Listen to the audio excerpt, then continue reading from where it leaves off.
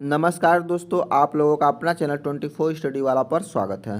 दोस्तों आज हम आप लोगों को पेड परीक्षा रिफ्रेशर का यह बुक जो यूथ पब्लिकेशन का है, इस बुक में संपूर्ण इतिहास के टॉपिक को पढ़ाऊंगा।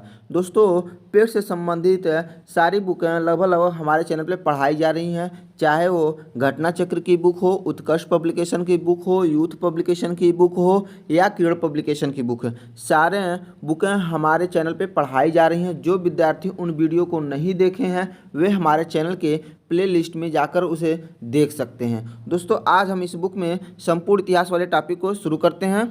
जो पहला विषय है वह है भारतीय इतिहास यानी इंडियन हिस्ट्री, और इसका पहला टॉपिक है सिंधु घाटी सभ्यता, इंडस वैली सिविलाइजेशन। सिंधु घाटी सभ्यता के जो प्रमुख स्थल हैं दोस्तों इस मैप में दिए गए हैं, आप इसका स्क्रीनशॉट लेकर इसको देख सकते हैं। आगे देखते हैं दोस्तों, इस पेज को थोड़ा सा जूम करते हैं। इसमें जो पहला वन लाइनर है वह है सिंधु सभ्यता संबंधित है। सिंधु सभ्यता किससे संबंधित है? तो आद्य ऐतिहासिक युग से, आद्य ऐतिहासिक युग से संबंधित है। हड़प्पा संस्कृति की उत्तरी सीमा का निर्धारण करता है, तो कौन करता है? मांडा करता है। कौन करता है? मांडा।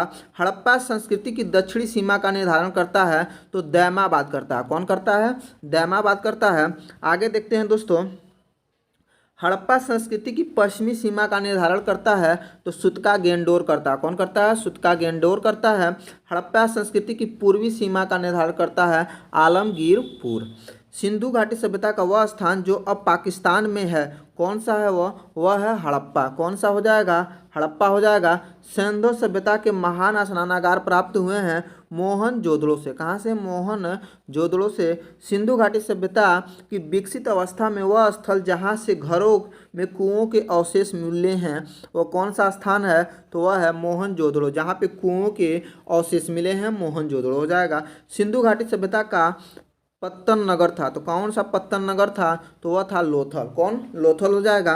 मृण पट्टिका पे उत्कीर्ण सिंह युक्त देवता की कृति प्राप्त हुई है। कहाँ से मिली है? तो लोथल से मिली है, लोथल से मिली है। आगे देखते हैं दोस्तों, हाथी दांत का पैमाना हड़प्पन सभ्य संदर्भ में मिलता है, तो कहाँ पे मिलता है? लोथल में मिलता है। लोथल में मिलेगा हाथी के दांत का पैमाना। हड़प्पा का उत्खनन करने का प्रथम पुरातत्वविद जो इसके महत्व को समझ पाया था, तो हड़प्पा के उत्खनन करने वाला प्रथम पुरातत्व जो था वो कौन थे? वे थे सर जॉन मार्शल। कौन थे? सर जॉन मार्शल थे। सिंधु सभ्यता शब्द का सर्वप्रथम प्रयोग किसने किया था? इस शब्द का प्रयोग सर्वप्रथम किसने किया? तो सर जॉन मार्शल थे। आगे देखते हैं, सिंधु सभ्यता से संबंधित केंद्र जो उत्तर प्रदेश में स्थित है, तो वह है आलमगीरपुर और हुलास। कौन है? आलमगीरपुर और हुलास।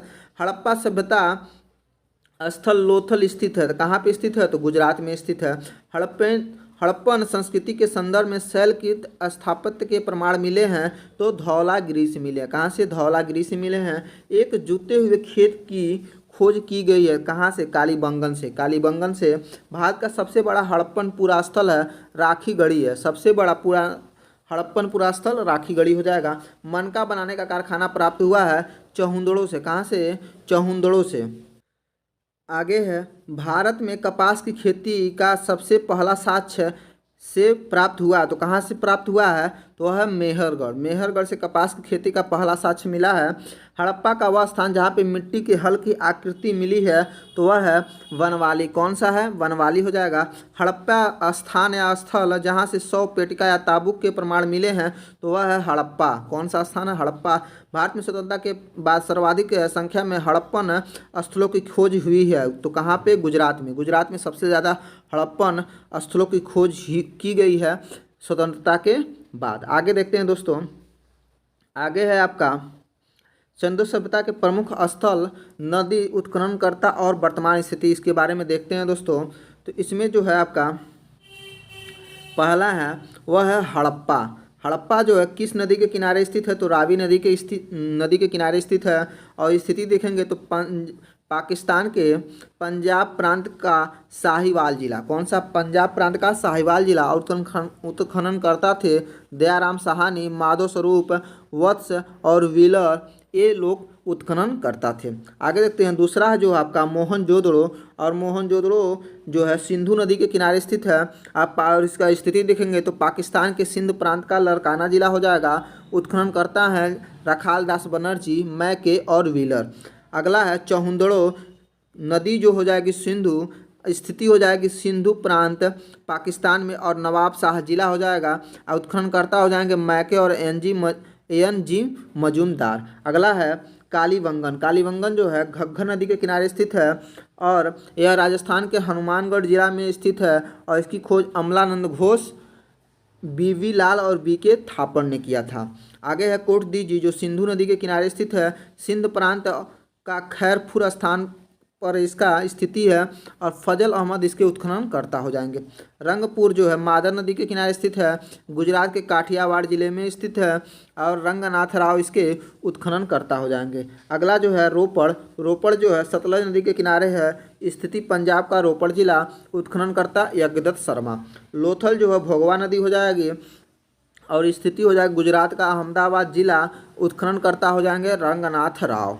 आलमगीरपुर जो है हिंडन नदी के किनारे स्थित है, उत्तर प्रदेश का मेरठ जिला इसकी स्थिति हो जाएगी, और यज्ञदत्त शर्मा इसके उत्खनन करता हो जाएंगे। आगे सुतका गेंडोर जो है दास्क नदी के किनारे स्थित है, अब पाकिस्तान के मकरान में समुद्र तट के किनारे यह स्थित है, और यह इसकी उत्खनन करता हो जाएंगे ऑरेंज स्टाइन। अगला जो है यह है वनवाली जो रंगोई नदी के किनारे स्थित है, हरियाणा का यह हिसार जिला है, रविंद्र सिंह बिष्ट इसके उत्खनन करता हो जाएंगे।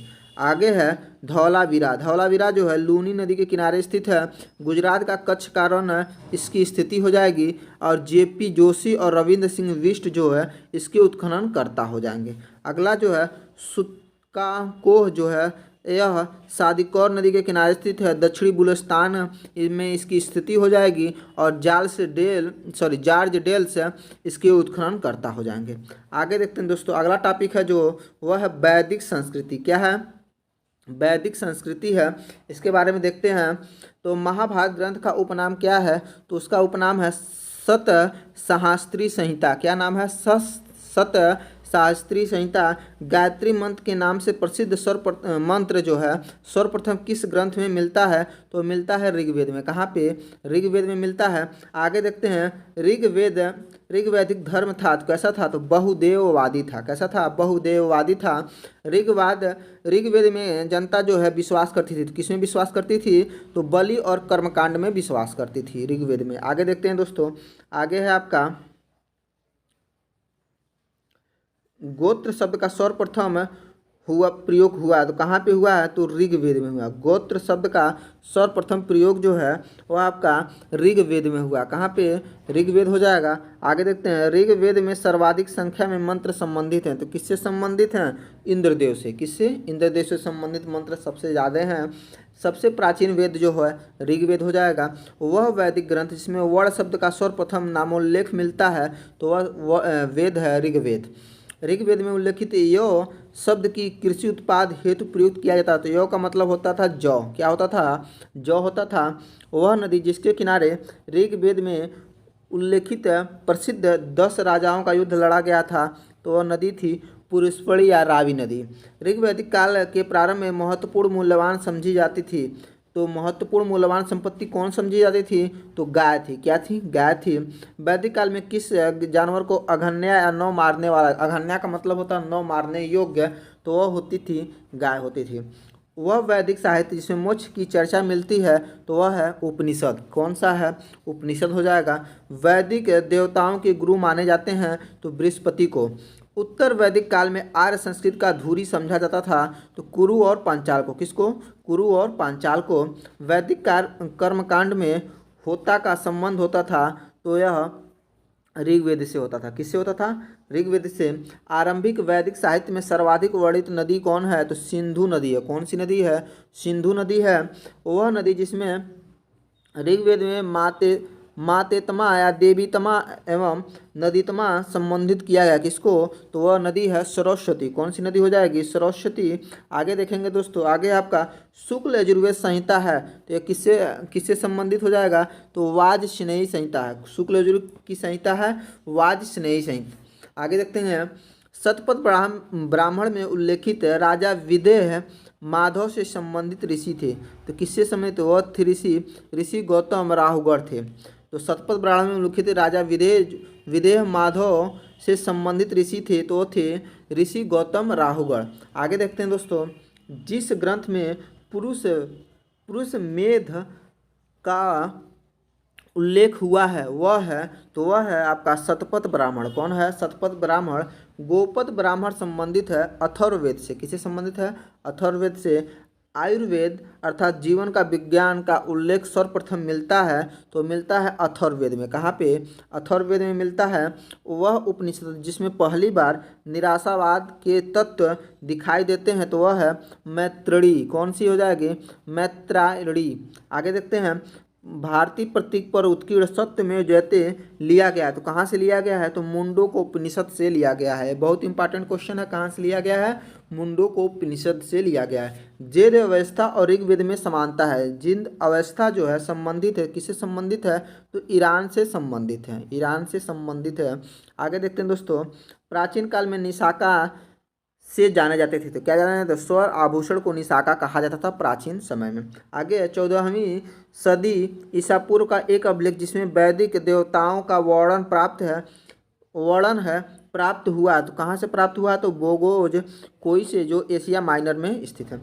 आगे है, मनुस्मृति मुख्यतः संबंधित है तो किससे संबंधित है? तो समाज व्यवस्था से संबंधित है मनुस्मृति। वह उपनिषद जिसमें आध्यात्मिक ज्ञान के विषय में नचिकेता और यम का संवाद प्राप्त होता है तो यह उपनिषद होता है कठोपनिषद। कौन सा हो जाएगा? कठोपनिषद हो जाएगा। आगे देखते हैं दोस्तों, ऋग्वेद में वह नदी जिसका उल्लेख अफगानिस्तान के साथ आर्यों के संबंध का सूचक है तो कुंभा नदी है। कौन सी नदी हो जाएगी? कुंभा। आर्य शब्द का शाब्दिक अर्थ है श्रेष्ठ होता है। क्या होता है? श्रेष्ठ होता है। आगे देखते हैं दोस्तों, आगे आपका अर्घ्यु का अर्थ होता है। अर्घ्यु का अर्थ होता है यज्ञ करने वाला पुरोहित। क्या होता है? यज्ञ करने वाला पुरोहित। उपनिषद काल के राजा अश्वपति शासक थे तो केकय राज के शासक थे। कहाँ के? केकय राज के शासक थे। भारत का प्रथम विधि निर्माता माना जाता है तो मनु को माना जाता है। कौशय शब्द का प्रयोग किया गया है तो रेशम के लिए। किसके लिए? रेशम के लिए। क्लासिकल संस्कृति में आर्य शब्द का अर्थ है तो एक उत्तम व्यक्ति। क्या है? एक उत्तम व्यक्ति। इतिहास शब्द का उल्लेख मिलता है तो किसमें मिलता है? अथर्ववेद में मिलता है इतिहास शब्द का उल्लेख। अगला जो टॉपिक है वह है बौद्ध धर्म और इनके बारे में गौतम बुद्ध जीवनी और शिक्षाएं। इनके बारे में देखते हैं। तो बुद्ध का जन्म हुआ था तो बुद्ध का जन्म कहाँ पे हुआ था? तो लुम्बिनी में हुआ था। बुद्ध की मृत्यु जहाँ हुई थी वह स्थान कहाँ पे है? तो उत्तर प्रदेश में। कहाँ पे है? उत्तर प्रदेश में है। बुद्ध के जीवन की वह घटना जिसको महाभिनिष्क्रमण के नाम से जाना जाता है वो क्या कहते हैं? उसको गृह त्याग कहते हैं। गौतम बुद्ध ने अपना प्रथम प्रवचन कहाँ पे दिया था? तो सारनाथ में। कहाँ पे? सारनाथ में। बुद्ध के उपदेश संबंधित हैं तो किससे संबंधित हैं? आचरण की शुद्धता एवं पवित्रता से। बुद्ध के उपदेश है आचरण की शुद्धता और पवित्रता से संबंधित है। भारतीय कला में बुद्ध के जीवन की किस घटना का चित्रण मृग सहित चक्र द्वारा हुआ है? तो किसमें है? प्रथम उपदेश में। किसमें हो जाएगा? प्रथम उपदेश में। धर्म चक्र परिवर्तन किया गया है तो कहाँ पे किया गया है? सारनाथ में। बुद्ध के सर्वाधिक उपदेश दिए गए हैं श्रावस्ती में। कहाँ पे? श्रावस्ती में। बौद्ध संघ में भिक्षुणी के रूप में स्त्रियों की प्रवेश की अनुमति बुद्ध द्वारा दी गई थी तो कहाँ पे? वैशाली में। वैशाली में बुद्ध के द्वारा स्त्रियों को बौद्ध भिक्षुणी के रूप में स्वीकृति दी गई। बुद्ध के जीवन काल में ही बौद्ध संघ प्रमुख होना चाहता था। कौन होना चाहता था? तो था देवदत्त। कौन था? देवदत्त। अब बौद्ध सभाएं कहाँ कहाँ पे हुई थी और उसके शासनकाल अध्यक्ष ये सब देखते हैं इसमें। तो प्रथम बौद्ध संगति जो हुई थी 483 ईसापुर में हुई थी। स्थान था राजगिरी। अध्यक्ष थे महाकश्यप और शासनकाल था अजातशत्रु का। अगला जो है द्वितीय बौद्ध संगति है 383 ईस्वी में हुई है और स्थान हो जाएगा वैशाली। अध्यक्ष हो जाएंगे सवाकामी और शासनकाल रहेगा कालाशोक का। आगे देखते हैं दोस्तों, आगे है आपका तृतीय बौद्ध संगति। यह हुआ 255 ईसा पूर्व में पाटलिपुत्र में और इसके अध्यक्ष थे मोगतिपुत्र तीस्म और इस अशोक के शासनकाल में यह हुआ है। चौथी जो बौद्ध संगति हुई थी यह ईस्वी की प्रथम शताब्दी में हुई थी। कुंडलवन में हुई थी और इसके अध्यक्ष वसुमित्र और अश्वघोष थे। कौन थे? वसुमित्र और अश्वघोष और एक कनिष्क के शासनकाल में हुआ था। आगे देखते हैं दोस्तों, आगे आपका त्रिपिटक है। तो त्रिपिटक क्या है? बुद्ध के उपदेशों का संग्रह हो जाएगा त्रिपिटक। बुद्ध के उपदेशों का संग्रह जो है वह त्रिपिटक है। और त्रिरत्न इंगित करता है तो बुद्ध धर्म और संघ को, बौद्ध धर्म और संघ को त्रिरत्न इंगित करता है। प्रथम बौद्ध समिति का आयोजन हुआ था तो कहाँ पे हुआ था, तो अजात शत्रु के शासनकाल में। कहाँ पे, अजात शत्रु के। आगे है संसार अस्थिर और क्षणिक है, यह कथन संबंधित है तो बौद्ध धर्म से संबंधित है। किससे संबंधित है, बौद्ध धर्म से संबंधित है। आगे है वह बौद्ध ग्रंथ जिसमें बौद्ध संघ के जीवन के नियम प्राप्त होते हैं तो वह है विनय पिटक। क्या है, विनय पिटक हो जाएगा। विदेशी राजा जिसने समुद्रगुप्त से अनुरोध किया कि उसे भारत में बौद्ध विहार बनाने की अनुमति दी जाए वह है, तो वह था मेघवर्मन था। कौन था, मेघवर्मन। बोध गया में महात्मा बुद्ध ने 2 बंजारों को उपदेश देकर अपना उपासक बना लिया था। वे 2 बंजारे थे, कौन थे, तो मल्लिक और तपस्सु थे। कौन थे, मल्लिक और तपस्सु। सप्तपर्णी गुफा जो है स्थित है तो यह स्थित है राजगिरी बिहार में। कहाँ पे, राजगिरी बिहार में। विशुद्धिमग्ग नामक पुस्तक किस संप्रदाय से संबंधित है, तो हीनयान संप्रदाय से संबंधित है। किससे, हीनयान संप्रदाय से। आगे देखेंगे शून्यता के सिद्धांत का सर्वप्रथम प्रतिपादक करने वाले बौद्ध दार्शनिक का नाम है तो वे हैं नागार्जुन। कौन हो जाएंगे, नागार्जुन हो जाएंगे। उत्तर प्रदेश में बौद्ध और जैनियों दोनों की प्रसिद्ध तीर्थ स्थली है तो कौन है, कौशाम्बी है। बौद्ध और जैन दोनों ही धर्म विश्वास करते हैं तो कर्म और पुनर्जन्म के सिद्धांत में, तो कर्म और पुनर्जन्म के सिद्धांत में बौद्ध और जैन दोनों धर्म विश्वास करते हैं। आगे देखते हैं दोस्तों, अफगानिस्तान का बामियान प्रसिद्ध था, किसके लिए प्रसिद्ध है, तो बुद्ध प्रतिमा के लिए। किसके लिए, बुद्ध प्रतिमा के लिए। वह काल जिसमें बुद्ध की खड़ी प्रतिमा बनाई गई थी तो वह काल था कुषाण काल। क्या था, कुषाण काल। विक्रमशिला बिहार के संस्थापक थे धर्मपाल थे। कौन थे, धर्मपाल हो जाएंगे। आगे देखते हैं दोस्तों, आगे हैं कहाँ के स्तूप के उत्खनन में सारिपुत्र के अवशेष प्राप्त हुए हैं, तो रांची। कहाँ पे हो जाएगा, रांची। वह बौद्ध पवित्र स्थल जो निरंजना नदी के तट पे स्थित है तो वह है बोध गया। कौन सा हो जाएगा, बोध गया हो जाएगा। आगे देखेंगे एशिया के ज्योतिषपुंज के तौर पर जाना जाता है तो गौतम बुद्ध को जाना जाता है। किसको, गौतम बुद्ध को जाना जाता है। गौतम बुद्ध के समय का प्रसिद्ध वैद्य जीवक किसके दरबार से संबंधित था, तो बिंबिसार के दरबार से संबंधित था। बौद्ध कौशाम्बी किसके राज्यकाल में आए थे, तो उदयन के शासनकाल में आए थे। तिब्बत में बौद्ध धर्म के सुधार में महती भूमिका निभाने वाले उपाध्याय अतीश किस बिहार के प्रसिद्ध विद्वान थे, तो ये थे विक्रमशिला बिहार के। किसके, विक्रमशिला बिहार। आगे देखते हैं, अगला टॉपिक हो जाएगा आपका जैन धर्म महावीर जीवनी और शिक्षाएं।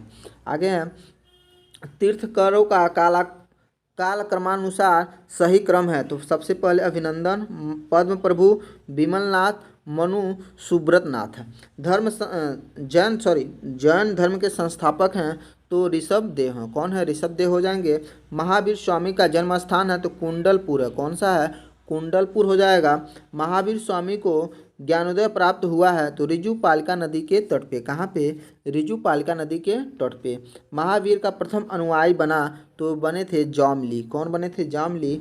त्रिरत्न सिद्धांत, सम्यक धारणा, सम्यक चरित्र, सम्यक ज्ञान, जिस धर्म की महिमा है वह धर्म है जैन धर्म। कौन सा हो जाएगा, जैन धर्म हो जाएगा। आगे देखते हैं आजीवक संप्रदाय के संस्थापक थे तो ये थे मखली गोसाल। कौन थे, मखली गोसाल हो जाएंगे। आगे देखेंगे प्रसिद्ध जैन साहित्य किस भाषा में लिखा गया था, तो अर्धमागधी में।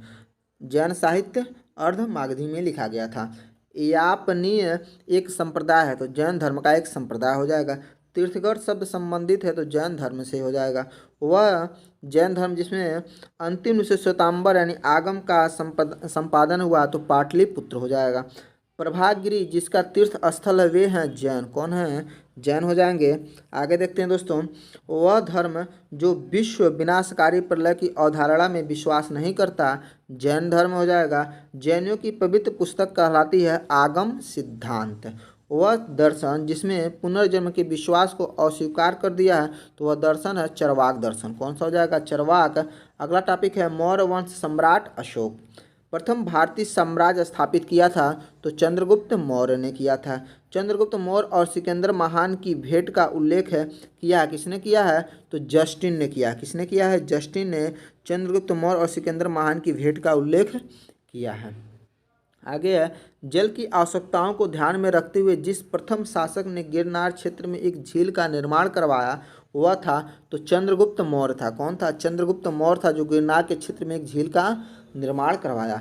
अभिलेख जिससे यह प्रमाणित होता है कि चंद्रगुप्त मौर्य का प्रभाव पश्चिम भारत पे था तो वह था रुद्रदामन का जूनागढ़ अभिलेख। क्या था? रुद्रदामन का जूनागढ़ अभिलेख। कौटिल्य की अर्थशास्त्र की पुस्तक है तो शासन के सिद्धांतों की एक पुस्तक है।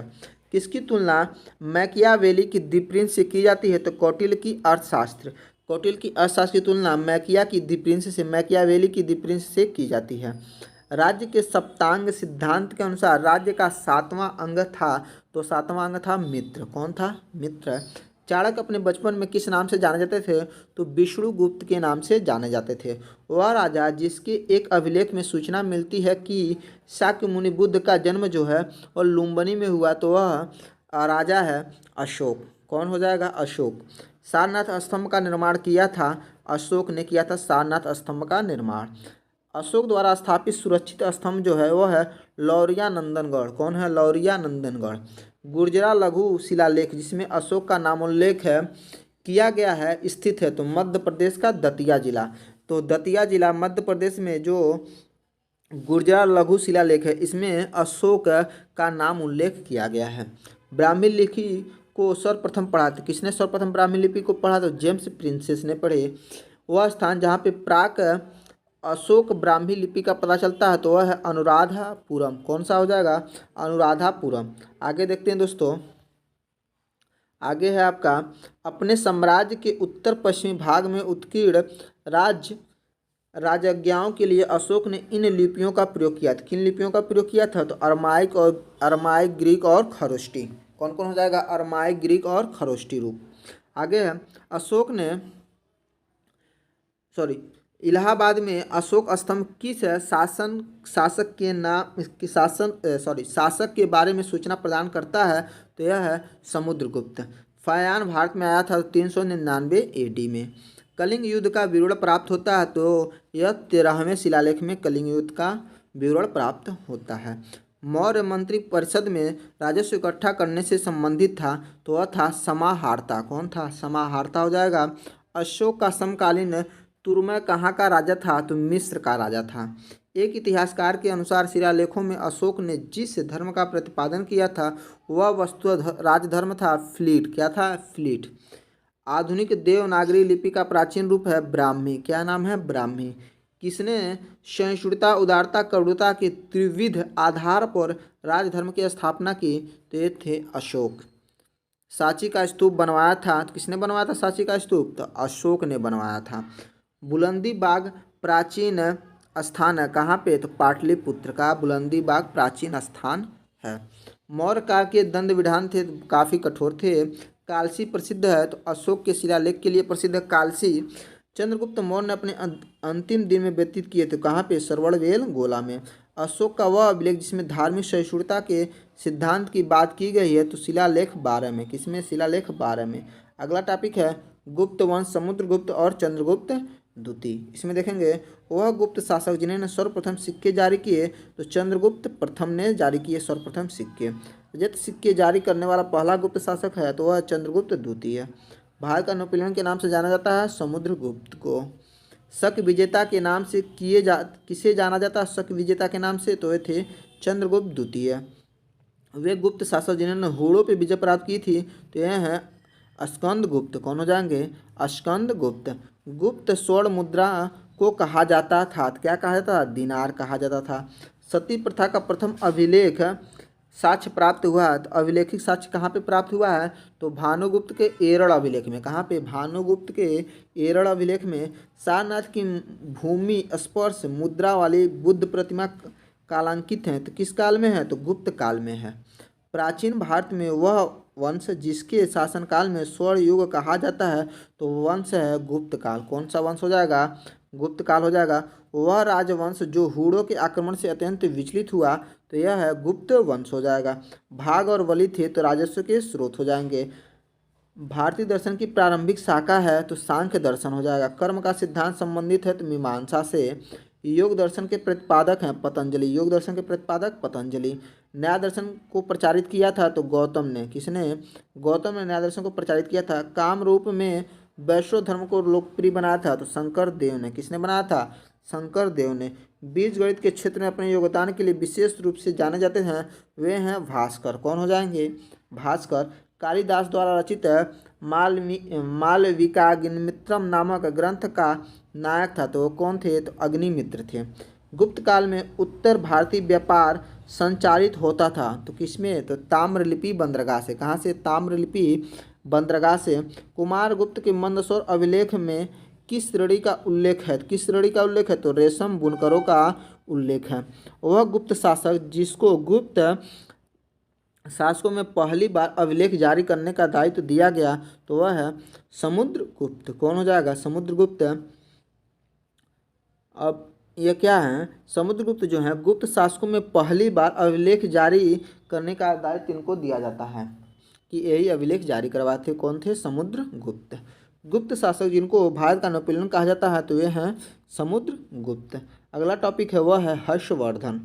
हर्षवर्धन देखेंगे तो सम्राट हर्षवर्धन ने जिस स्थान पे राजधानी स्थापित की वह थी कन्नौज। महोदया श्री के नाम से जाना जाता है कन्नौज को। हर्षवर्धन के समय भारत में आने वाले चीनी यात्री वेनसांग। सम्राट हर्षवर्धन ने 2 महान धार्मिक सम्मेलन का आयोजन किया था तो यह था कन्नौज और प्रयाग में। कहाँ कहाँ? कन्नौज और प्रयाग में। हर्षवर्धन को पराजित किया था तो पुलकेशिन द्वितीय ने। अगला जो वंश है वह है राजपूत काल। राजपूत काल में देखेंगे तो चित्रों का कीर्ति स्तंभ का निर्माण करवाया था तो राजा राणा कुंभा ने। किसने? राणा कुंभा ने।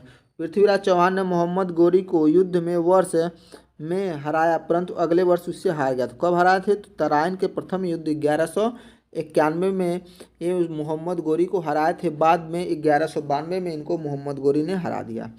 पृथ्वीराज चौहान के दरबारी कवि थे तो चंद बरदाई थे। मिहिर भोज का शासक था तो कहाँ किस वंश के शासक थे? मिहिर भोज। तो प्रत्याहार वंश के थे। पृथ्वीराज चौहान ने से विवाह किया था और उसके शत्रु जयचंद गढ़वाल की बेटी थी। तो कौन थी? किससे विवाह किया थे? तो संयोगिता से। पृथ्वीराज चौहान के पिता थे तो सोमेश्वर चौहान थे। 1151 में सुल्तान मोहम्मद गोरी को हराने वाले पृथ्वीराज तृतीय वंश से संबंधित थे। यानी किस वंश के राजा थे? तो चाहमान वंश के राजा थे। उस कवि का नाम बताइए जिन्होंने पृथ्वीराज रासो नामक एक कविता लिखी जिसकी पृथ्वीराज चौहान की जीवन का वर्णन है। तो ये हैं चंद बरदाई। कौन हो जाएंगे? चंद बरदाई हो जाएंगे। आगे है आपका दो प्रमुख शहर चौहानों के नियंत्रण में था तो कौन कौन सा था वह शहर? तो वह शहर है दिल्ली और अजमेर। तराइन का प्रथम युद्ध वर्ष में लड़ा गया था तो 1191 में। तराइन का युद्ध पृथ्वीराज चौहान और के बीच लड़ा गया था तो मोहम्मद गोरी के बीच में लड़ा गया था। गोविंद चंद गढ़वाल की रानी कुमारी देवी द्वारा धर्मचक्र जिन बिहार बनवाया गया था तो कहाँ पे बनवाया गया था? तो ये बनवाया गया था सारनाथ में। धर्मचक्र जिन बिहार बनाया गया था सारनाथ में। अगला टॉपिक है वह है सल्तनत काल। सल्तनत काल में देखेंगे तो सल्तनत काल के अधिकांश अमीर और सुल्तान किस वर्ग के थे? तो ये तुर्क वर्ग के थे। सल्तनत काल को भूमि को नापने के लिए जिस शब्द का प्रयोग होता था वह था मसाहत। क्या था? मसाहत। सल्तनत काल में सैन्य विभाग के अध्यक्ष को क्या कहा जाता था? तो आरिज ए मुमालिक कहा जाता। क्या कहा जाता था? आरिज ए मुमालिक कहा जाता था सल्तनत काल में सैन्य विभाग के अध्यक्ष को। आगे देखते हैं दोस्तों। आगे भारतीय इतिहास में सल्तनत काल के नाम से जाने जाने वाला काल जो है वह है 1206 से लेकर 1526 ईस्वी तक। तो 1206 ईस्वी से लेकर 1526 ईस्वी तक के काल को सल्तनत काल के नाम से जाना जाता है। अगला है मंगोल आक्रमणकारी चंगेज खां भारत की उत्तर पश्चिमी सीमा पर किसके काल में आया था? तो इल्तुतमिश के शासन काल में आया था। भारत के वह मध्यकालीन शासक जिसने एकता व्यवस्था शुरू की थी तो यह था इल्तुतमिश था। कौन था? इल्तुतमिश था। दिल्ली का वह प्रथम शासक जिसने दरबार में गैर इस्लामी प्रथाओं का प्रचलन प्रारंभ किया तो वह था बलबन। रक्त और लोहा की नीति अपनाने में विश्वास करने वाला जो शासक था वह था बलबन। लौह और रक्त की नीति अपनाया था। आगे है बलबन के काल में विद्रोह करने वाला बंगाल का गवर्नर था तो कौन था? वह था तुगलिक खान। कौन था? तुगरिल खान था। आगे देखेंगे वह मध्यकालीन शासक जिसने सार्वजनिक वितरण प्रणाली प्रारंभ की थी तो वह था अलाउद्दीन खिलजी। कौन था? अलाउद्दीन खिलजी। अपने आप को दिल्ली सल्तनत का खलीफा घोषित करने वाला शासक था तो मुबारक खिलजी था। कौन था? मुबारक खिलजी था। दिल्ली का वह सुल्तान जिसने उत्पादन या उपज का 50% भू राजस्व के रूप में वसूला तो वह था अलाउद्दीन खिलजी। 1303 में काकतीय शासकों की सेना ने किसकी सेना को वारंगल में परास्त किया था? तो अलाउद्दीन खिलजी की सेना को वारंगल में पराजित किया था। घड़ी और गृह कर लगाने वाले दिल्ली का प्रथम सुल्तान तो हो जाएगा अलाउद्दीन खिलजी। कौन हो जाएगा? अलाउद्दीन खिलजी। आगरा को जिसने राजधानी बनाया वह शासक था तो सिकंदर लोदी था। शर्की सुल्तानों के शासनकाल में वह स्थान जिसे पूर्व का सिराज कहा जाता था तो वह है जौनपुर। कौन हो जाएगा? जौनपुर। जिस व्यक्ति ने कहा हुनूज दिल्ली दुरस्त, हुनूज दिल्ली अभी दूर है, क्या अभी दिल्ली दूर है, वो थे निजामुद्दीन औलिया। मोहम्मद बिन तुगलक अपनी राजधानी दिल्ली से दौलताबाद ले गया था। इब्न बतूता किसके शासनकाल में आया था? तो मोहम्मद बिन तुगलक के शासनकाल में इब्न बतूता आया था। आगे देखते हैं दोस्तों, आगे है इतिहासकार बदायूनी ने किसकी मृत्यु पे कहा कि सुल्तान को अपनी प्रजा से और प्रजा को सुल्तान से मुक्ति मिल गई? तो ये था मोहम्मद बिन तुगलक। आगे है दिल्ली सल्तनत का सर्वाधिक विद्वान शासक जो खगोल शास्त्र, गणित, आयुर्विज्ञान सहित अनेक विद्याओं में माहिर था वह था मोहम्मद बिन तुगलक। कौन हो जाएगा? मोहम्मद बिन तुगलक। भारत में सर्वप्रथम सांकेतिक मुद्रा यानी टोकन करेंसी का प्रचलन किया था। किसने किया था? तो मोहम्मद बिन तुगलक ने किया था। राज्य के खर्च पर हज की व्यवस्था करने वाला पहला भारतीय शासक फिरोज शाह तुगलक हो जाएगा। दिल्ली का वह सुल्तान जिसने एक रोजगार कार्यक्रम, एक दीवाने खैरात और दारुल सफ़ा की स्थापना की तो वह था फिरोज शाह तुगलक हो जाएगा। सर्व कर लगाया जाता था तो सिंचाई पे लगाया जाता सर्व कर। दिल्ली का वह सुल्तान जिसने एक अनुवाद विभाग की स्थापना की। किसने? तो दिल्ली का वह सुल्तान जो अनुवाद विभाग का स्थापना की और जिसने विभिन्न संप्रदायों के लोगों से एक दूसरे के विचारों की समझ, जिससे क्या हो सके, जो एक संप्रदाय विभिन्न संप्रदाय के लोग हैं उनके एक दूसरे के विचारों में समझ जो है बेहतर बन सके तो यह था फिरोज तुगलक, जिसने अनुवाद विभाग मतलब एक की भाषा को दूसरे भाषा में अनुवाद करना चाहिए, एक के विचारों को दूसरे के विचारों में अनुवाद करना। आगे है जौनपुर शहर की स्थापना की थी तो किसने की थी? फिरोज शाह तुगलक ने की थी जौनपुर शहर की स्थापना। ब्राह्मणों पर जजिया कर लगाने वाला सुल्तान था तो फिरोज शाह तुगलक था। टोपरा मेरठ से 2 स्तंभ दिल्ली लाया था, किसने लाया था? फिरोज शाह तुगलक ने। बेरोजगारों की सहायतार्थ दिल्ली में रोजगार कार्यालय की स्थापना की तो फिरोज शाह तुगलक ने। सर्वप्रथम लोक निर्माण विभाग की स्थापना की फिरोज शाह तुगलक ने। तैमूर ने किसके शासनकाल में भारत पर आक्रमण किया था और दिल्ली को लूटा? किसके शासनकाल में? नसरुद्दीन मोहम्मद के शासनकाल में। गुलरुखी उपनाम से किनकी कविताओं की रचना की थी? तो सिकंदर लोदी ने। वह मध्यकालीन शासक जिसने उद्घोषित किया था कि राजत्व ही बंधुत्व है और बंधुत्व ही राजत्व है तो यह है बहलोल लोदी। कौन हो जाएगा? बहलोल लोदी। जिसके शासनकाल में गुरु नानक देव ने सिख धर्म की स्थापना की थी वह था सिकंदर लोदी। कौन हो जाएगा? सिकंदर लोदी। भारत में प्रथम मकबरा जो शुद्ध इस्लामी शैली से निर्मित हुआ वह था बलबन का मकबरा। भारतीय वास्तुकला में सुर्खी का प्रारंभ हुआ। सुर्खी का प्रारंभ कब हुआ?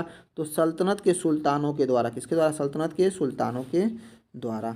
आगे देखते हैं दोस्तों, आगे आपका प्रसिद्ध संगीतकार तानसेन का मकबरा स्थित है तो ग्वालियर में।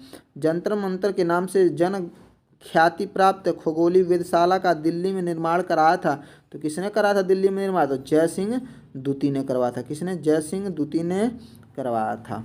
आगे देखेंगे अमीर खुसरो दरबारी कवि थे, किसके थे? तो हो जाएंगे अलाउद्दीन खिलजी के दरबारी कवि थे अमीर खुसरो। यह देखिए तोता हिंद होना चाहिए यहाँ पे, तो तोता हिंद अमीर खुसरो का जन्म हुआ था तो कहाँ पे हुआ था? तो पटियाली में हुआ था। कहाँ पे? पटियाली में हुआ था। आगे है अमीर खुसरो किसके शासनकाल में अग्रगामी की भूमिका निभाई थी? तो खड़ी बोली। तो किसके विकास में सर किसके शासनकाल में होगा यहाँ पे? किसके विकास में अग्रगामी भूमिका निभाई थी? तो खड़ी बोली के विकास में अमीर खुसरो ने अग्रगामी भूमिका निभाई थी। आगे देखते हैं दोस्तों, आगे है आपका वैष्णव संतों द्वारा स्थापित 4 मत देख लेते हैं। वैष्णव संतों द्वारा स्थापित 4 मत। इसमें श्री संप्रदाय जो है यह है रामानुजाचार्य के द्वारा, किसके द्वारा, और इसमें मत जो है यह है विशिष्ट द्वैतवाद है। कौन सा हो जाएगा, विशिष्ट द्वैतवाद। ब्रह्म संप्रदाय माधवाचार्य के द्वारा, यह सिद्धांत है इनका द्वैतवाद। रुद्र संप्रदाय जो है विष्णु स्वामी के द्वारा, यह शुद्ध द्वैतवाद है। सनकादिक संप्रदाय जो है निम्बकाचार्य के द्वारा, यह संप्रदाय है इनका, यह द्वैतवाद इनका मत हो जाएगा। आगे देखेंगे दिल्ली का वह सुल्तान जिसने अपने संस्मरण स्वयं लिखा था, तो वह था फिरोज तुगलक था। कौन था, फिरोज तुगलक। सल्तनत काल में डाक व्यवस्था का विस्तृत विवरण दिया गया है तो इब्न बतूता के सल्तनत काल में। अगला जो टॉपिक है वह है मुगल साम्राज्य। मुगल साम्राज्य के बारे में देखेंगे तो वह युद्ध जिसमें एक पक्ष द्वारा प्रथम बार तोपों का उपयोग किया गया था, तो पानीपत के प्रथम युद्ध में। कब, पानीपत के प्रथम युद्ध में।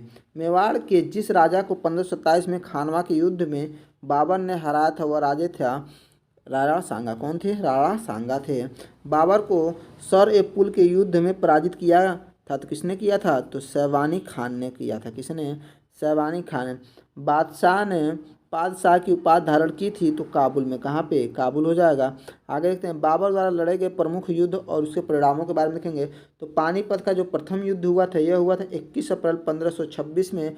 कौन, किसके बीच में हुआ था, तो बाबर और इब्राहिम लोदी के बीच में। इसमें बाबर विजयी हुआ था। इसको याद करने का ट्रिक है दोस्तों, यह था पानी पिया चंदा। देखिए कोई भी आदमी है तो सबसे जाएगा कहीं पे जाएगा तो क्या करेगा, पहले पानी पिएगा, फिर खाना खाएगा, फिर चंदा देखेगा, घर जाएगा और मर जाएगा। ऐसा ठीक से याद करिए। देखिए पानी पिया, खाना खाया, चंदा देखा, घर गया, मर गया। तो अब ऐसे याद कर लेंगे कैसे, तो पहला जो युद्ध हो जाएगा पानीपत 1526। उसके बाद क्या आ जाएगा, 1527 आएगा, तो पानी पिया, खाना खाया, तो खानवा का युद्ध हो जाएगा। फिर चंदा देखा तो 1528 हो जाएगा। घर गया 1529 हो जाएगा। अब मर गया मतलब 1530 में उसकी मृत्यु हो जाती है बाबर की। ये पूरी टॉपिक है, आप समझ लीजिए एक बार फिर से। तो खानवा का युद्ध हो जाएगा 17 मार्च 1527 में राणा सांगा और बाबर के बीच में, बाबर विजयी। चंदेरी के युद्ध 29 जून 1528 में मेदिनी राय और बाबर के बीच, बाबर विजयी। घाघरा के युद्ध 6 मई 1559 में अफगानों और बाबर के बीच में, बाबर विजयी। अब 1530 में क्या हो जाती है, बाबर की मृत्यु हो जाती है। आगे देखेंगे वह दो शासक जिसके मध्य 17 मई 1540 में कन्नौज के पास युद्ध हुआ था, तो वह था राजा थे शेर शाह और हुमायूं। शेर शाह सूरी का अंतिम अभियान था, तो कालिंजर राज्य के विरुद्ध था। अगला है मध्यकालीन में भारतीय शासक जिसने पट्टा और कबूलियत की व्यवस्था प्रारंभ की थी, तो वह है शेर शाह। शेर शाह सूरी की मृत्यु हुई थी, तो शेर शाह सूरी की मृत्यु हुई थी कहाँ पे, तो कालिंजर युद्ध में। कहाँ पे, कालिंजर युद्ध में हुआ था। मध्ययुगीन शासकों में उच्च शिक्षित शासक था, तो वह था शेर शाह। भारत में चांदी का सिक्का प्रारंभ किया था, तो शेर शाह ने। वह इतिहासकार जिसने शेर शाह सूरी को अकबर महान से भी बेहतरीन राष्ट्र निर्माता माना है, वह है के.आर. कानूनगो। कौन है, के.आर. कानूनगो। अकबर के पूर्व तानसेन को संरक्षण दिया था, तो अकबर के पूर्व तानसेन को संरक्षण दिया था, तो ये है राजा रामचंद्र सिंह। कौन है, राजा रामचंद्र सिंह हो जाएंगे। आगे देखते हैं वह व्यवस्था जो राज्य के कुलीन वर्ग से संबंधित थी एवं जिसे अकबर ने प्रारंभ किया था, तो वह था मनसबदारी प्रथा या मनसबदारी व्यवस्था। हल्दी घाटी के युद्ध में महाराणा प्रताप की राजपूत सेना का सेनापति था, तो कौन था, तो हकीम खान सूर था। जो महाराणा प्रताप की राजपूत सेना का सेनापति था वह था हकीम खान सूर। आगे देखेंगे दोस्तों, आगे अकबर के शासनकाल में द्रुपद गायकों में सम्मिलित थे, तो कौन कौन सम्मिलित थे, तो तानसेन और हरिदास। कौन थे, तानसेन और हरिदास हो जाएंगे। अकबर कालीन सैन्य व्यवस्था आधारित थी, तो मनसबदारी। दीन और इलाही धर्म को कहने वाला इतिहास थे, तो अब्दुल कादिर बदायून। कौन थे, अब्दुल कादिर बदायून हो जाएंगे। अकबर द्वारा दीवान का पूर्ण रूपेण दर्जा दिया जाने वाला प्रथम व्यक्ति था, तो वह था मुजफ्फर खान तुर्बानी। कौन था, मुजफ्फर खान तुर्बानी था। आगे देखेंगे दोस्तों, आगे है आपका वह प्रसिद्ध जैन आचार्य जिनको अकबर ने सम्मिलित किया था, तो ये कौन है, हरि विजय सूरी। कौन हो जाएंगे, हरि विजय। अधम खां किसके द्वारा मारा गया था? तो बादशाह अकबर द्वारा। किसके द्वारा? बादशाह अकबर के द्वारा। वह बादशाह जिसे एक प्रबुद्ध निरंकुश कहा जाता है वह है बादशाह अकबर को। किसको? बादशाह अकबर को। इंग्लैंड की रानी एलिजाबेथ प्रथम का समकालीन भारतीय राजा था, वह था बादशाह अकबर था। अकबर के राज्यकाल में दक्षिण में एक प्रांत जो मुगल राज्य का भाग नहीं था तो वह था गोलकुंडा। कौन था? गोलकुंडा। राजपूत का वह राज्य जिसके शासक ने राज अकबर की संप्रभुता स्वयं स्वीकार नहीं की थी तो वह था मेवाड़। कौन था? मेवाड़।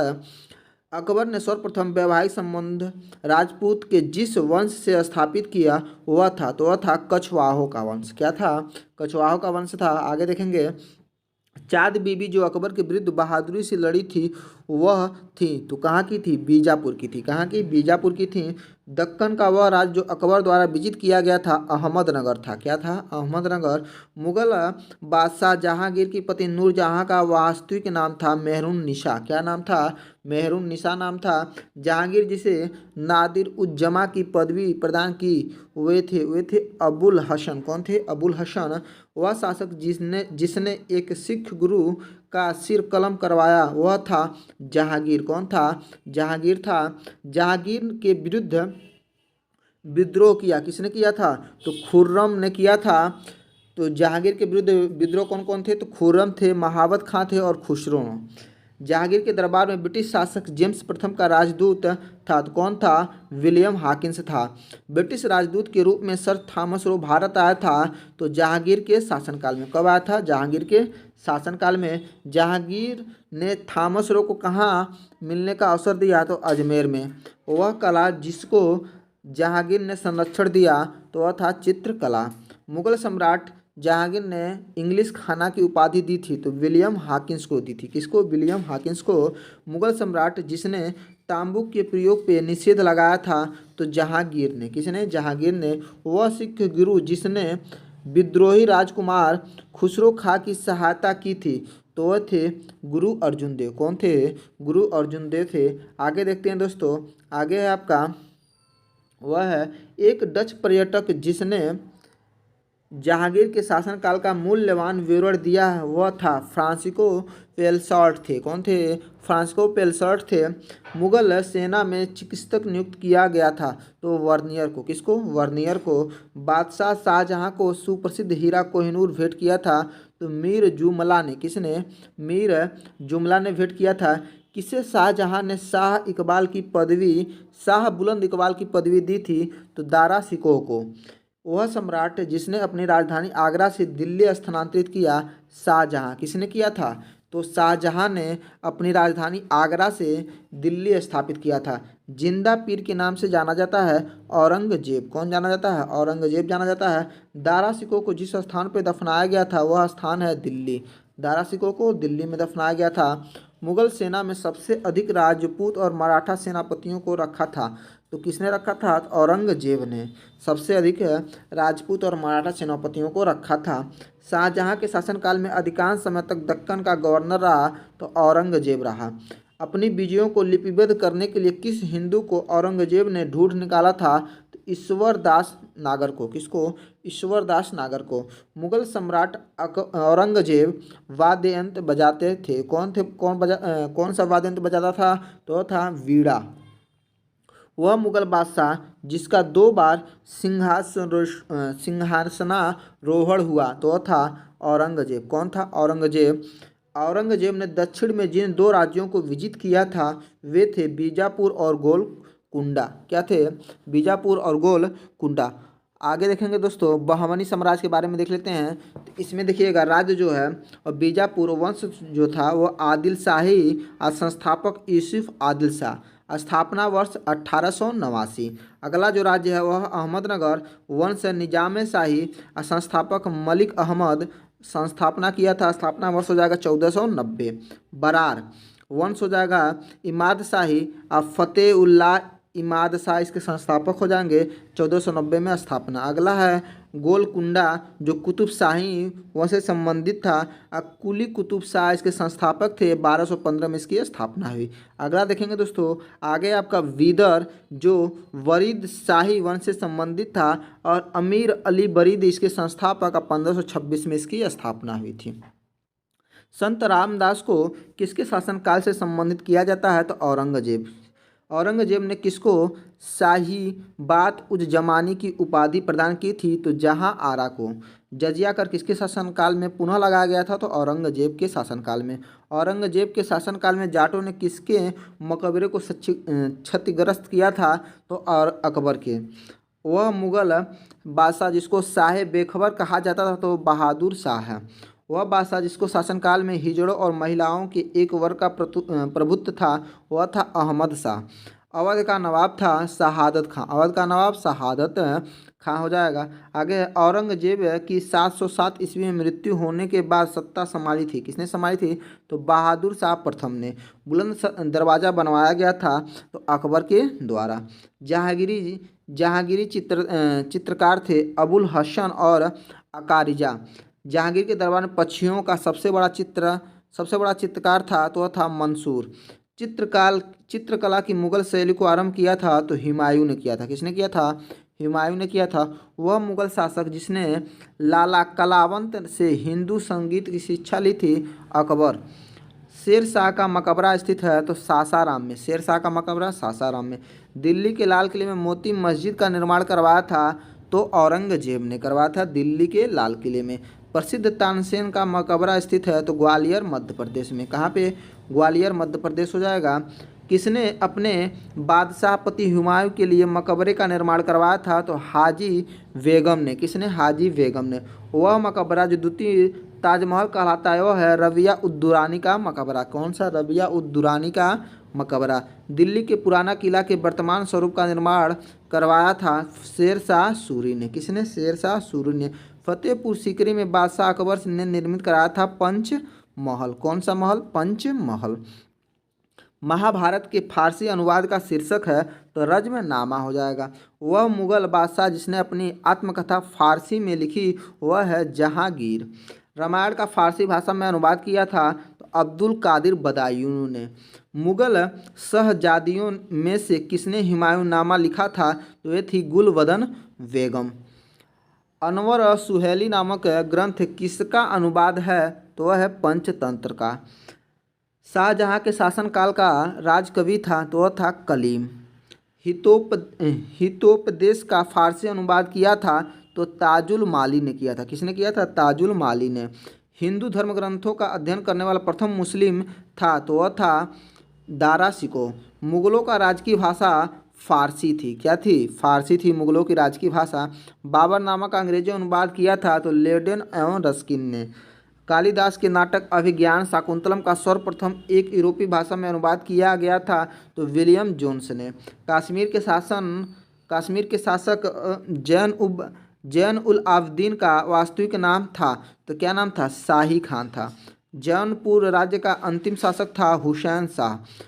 मुगल प्रशासनिक शब्दावली में माल प्रतिनिधित्व करता था किसको को? भू राजस्व को। बंदा बहादुर का मूल नाम था लक्ष्मण देव। क्या नाम था? लक्ष्मण देव नाम था। आगे देखेंगे दोस्तों, आगे रूहेला सरदार अहमद शाह अब्दाली का विश्वास पात्र था। वो कौन था? तो नजीम खां था। आगे देखेंगे गाजीउद्दीन हैदर के काल में लिखी गई प्रसिद्ध पुस्तक होप्त कुलजुम प्रशासनिक सुधारों की पुस्तक थी। कैसी थी? तो प्रशासनिक सुधारों की पुस्तक थी। शुजाउद्दौला का मकबरा स्थित है तो फैजाबाद अयोध्या में। कहाँ पे? फैजाबाद अयोध्या में। होयसैलो की प्राचीन राजधानी द्वार समुद्रम का वर्तमान नाम है हैलीवुडू। क्या नाम है? हैलीवुडू नाम है। आगे देखते हैं, पंजाब में अमृतसर नगर की स्थापना किया था तो गुरु रामदास ने। किसने किया था? गुरु रामदास ने। मुगल शासन में तांबे का सिक्का कहलाता था तो कहलाता था दाम कहलाता था। मुगलों ने नौरोज का त्यौहार लिया था पारसियों से। किससे लिया था? पारसियों से। मुगल कालीन भारत में राज्य की आय का प्रमुख स्रोत भू राजस्व था। क्या था? भू राजस्व था। मुगल काल में मौली में था, क्या था, एक जहाज़ था। मौली में एक जहाज़ था। हैदराबाद के स्वतंत्र राज्य का संस्थापक था चिनकिलीज खां। कि कौन था? चिनकिलीज खां। भारत का वह स्थान जहाँ पे पुर्तगालियों ने प्रथम दुर्ग का निर्माण किया था, कोचीन हो जाएगा। मध्यकालीन भारत के मुगल शासक वस्तुतः थे, तो ये थे चहगाई तुर्क के। आगे हैं, वह समाधि जिसके कारण नांदेड़ गुरुद्वारा सिखों द्वारा पवित्र माना जाता है, गुरु गोविंद सिंह के द्वारा। मुगल काल में करोड़ी थे, तो भू राजस्व अधिकारी थे, वे करोड़ी कहलाते थे। मराठा के टॉपिक में जो पहला वन लाइनर है वह है, मराठों की कराधान प्रणाली से संबंधित युग में है, तो क्या है, तो चौथ और सरदेशमुखी है। क्या है? चौथ और सरदेशमुखी है। अगला है, मुगल साम्राज्य के पतन के बाद सबसे शक्तिशाली देशज शक्ति के रूप में उभरे, तो कौन उभरे थे?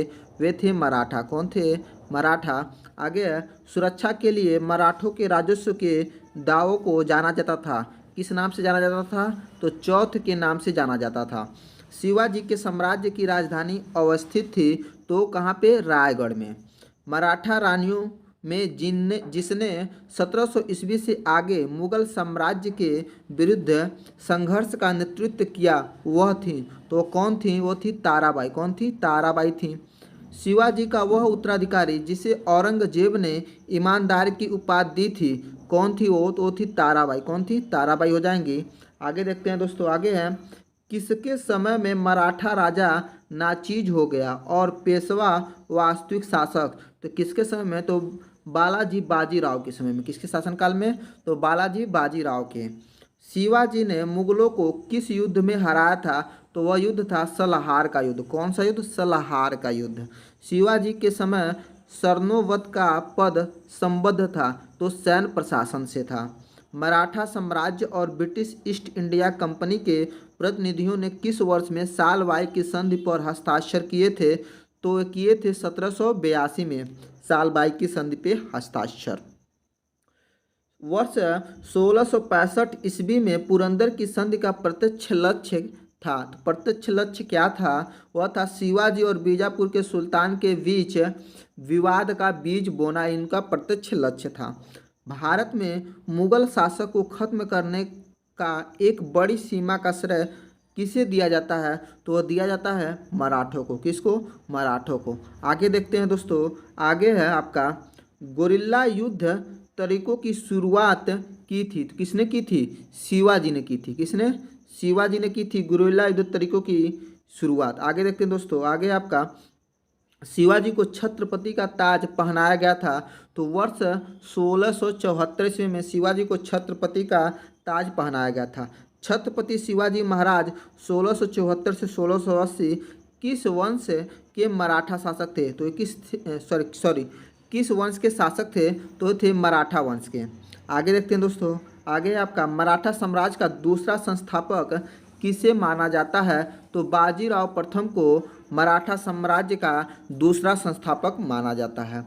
अगला है, बाजीराव प्रथम 1720 से 1740 ईस्वी था, तो क्या थे? तो वे एक पेशवा थे। अगला है, पुणे कभी की राजधानी के रूप में जाना जाता था, तो किसकी राजधानी के रूप में? पेशवाओं की राजधानी के रूप में जाना जाता था पुणे को। आगे देखते हैं दोस्तों। आगे है आपका, बालाजी द्वितीय 1796 से 1818 ईस्वी थे, तो क्या थे? तो एक पेशवा थे। वर्ष में मराठों द्वारा ब्रिटिश को किए गए आत्मसमर्पण से मराठा साम्राज्य का अस्तित्व समाप्त हो गया, जिससे तीसरा एंग्लो मराठा युद्ध भी समाप्त हुआ। तो कब? किस वर्ष में? तो 1818 में। कब? 1818 में। आगे है, शिवाजी महाराज के शासनकाल में मंत्रिपरिषद को किस नाम से जाना जाता था? तो अष्टप्रधान के नाम से जाना जाता था। किस नाम से? अष्टप्रधान के नाम से जाना जाता था। आगे देखते हैं दोस्तों। अगला जो टॉपिक है आपका वह है ब्रिटिश राज का अवरोध एवं प्रथम स्वतंत्रता संग्राम। इसमें देखिए, rise of British empire and first war of independence. इसमें है पहला, भारत और अंग्रेजों की सफलता तथा फ्रांसीसियों की असफलता के कारण थे। तो कौन सा कारण था भारत में अंग्रेजों की सफलता का? तो वह था अंग्रेजों की बेहतर नौसेना। तो नौसेना इनकी बेहतर थी अंग्रेजों के फ्रांसीसियों के कंपेयर में, इसलिए ये ज़्यादा सफल रहे भारत में। आगे है, सुप्रसिद्ध उर्दू शायर मिर्जा गालिब का मूल निवास था, तो कहाँ पे था? तो ये था आगरा में। कहाँ पे? आगरा हो जाएगा। आगे है, बंगाल की फैक्ट्रियों में से एक जो पुर्तगालियों द्वारा स्थापित की गई थी वह थी, तो कहाँ पे थी? हुगली में। वह यूरोपीय समुदाय जिसने भारत के साथ प्रथम व्यापारिक संबंध स्थापित किया था, तो वह था पुर्तगाली। भारत में पुर्तगाली शक्ति का वास्तविक संस्थापक था अल्बुकर्क था। भारत में मुद्रालय लाने वाले प्रथम थे, कौन थे वे? तो वे थे पुर्तगाली। बंगाल में डचों द्वारा स्थापित कारखाना था, तो चिनसुरा था। क्या था? चिनसुरा था। आगे देखते हैं दोस्तों, वह शासक जिसने ईस्ट इंडिया कंपनी को दीवानी प्रदान की थी वह था, तो वह कौन था? शाह आलम द्वितीय था। फ्रांसीसी ईस्ट इंडिया कंपनी की स्थापना किसके शासनकाल में हुआ था? तो लुई 14वें के शासनकाल में हुआ था। लंदन में ब्रिटिश ईस्ट इंडिया कंपनी के गठन के समय भारत का बादशाह था, कौन था? अकबर था। आगे है आपका, असम में सर्वप्रथम चाय कंपनी की स्थापना हुई थी, तो 1839 में। कब? 1839 में। भारत की स्वतंत्रता के पूर्व गोवा आधिपत्य में था, तो किसके आधिपत्य में था? तो पुर्तगालियों के शासन के आधिपत्य में था। सिराजुद्दौला लॉर्ड क्लाइव द्वारा परास्त हुआ था के युद्ध में? किसके युद्ध में? तो प्लासी के युद्ध में सिराजुद्दौला जो था वह लॉर्ड क्लाइव से परास्त हो गया था। आगे है, किसने अपनी राजधानी मुर्शिदा से मुंगेर स्थापित की? तो ये था मीर कासिम। मीर कासिम जो था अपनी राजधानी जो है मुर्शिदाबाद से मुंगेर स्थानांतरित किया। अगला देखेंगे दोस्तों, आगे है, वह स्थान जहाँ पर प्लासी युद्ध के बाद मीर जाफर को बंगाल के नवाब की राजगद्दी दी गई, तो वह स्थान है मुर्शिदाबाद। क्या हो जाएगा? मुर्शिदाबाद। उत्तर पश्चिमी प्रांत में अवध के एकीकरण हुआ था, तो कब हुआ था? 1877 ईस्वी में। आगे देखते हैं दोस्तों, इसमें देख लीजिए एक बार, यहाँ पे है अंग्रेजी शासन के विरुद्ध जो आंदोलन हुए थे उसमें प्रभावित क्षेत्र हैं, संबंधित नेता और नेतृत्व जो लोग किए थे उसके बारे में एक बार हम देखते हैं। तो देखिए सबसे पहले पे आते हैं, यहाँ पे थोड़ा सा पेज को जूम करते हैं दोस्तों। यहाँ पे देखिए सबसे पहला जो विद्रोह हुआ था वो होता सन्यासी विद्रोह। और कहाँ पे हुआ था? तो बंगाल और बिहार में हुआ था। बिहार और बंगाल प्रभावित क्षेत्र हो जाएंगे। और संबंधित नेता देखेंगे तो केना सरकार या दर्जी नारायण हो जाएंगे। समय क्या हो जाएगा? 1760 से लेकर 1800 ईस्वी तक। अगला जो है आपका दो है फ़कीर विद्रोह। यह हुआ था बंगाल में।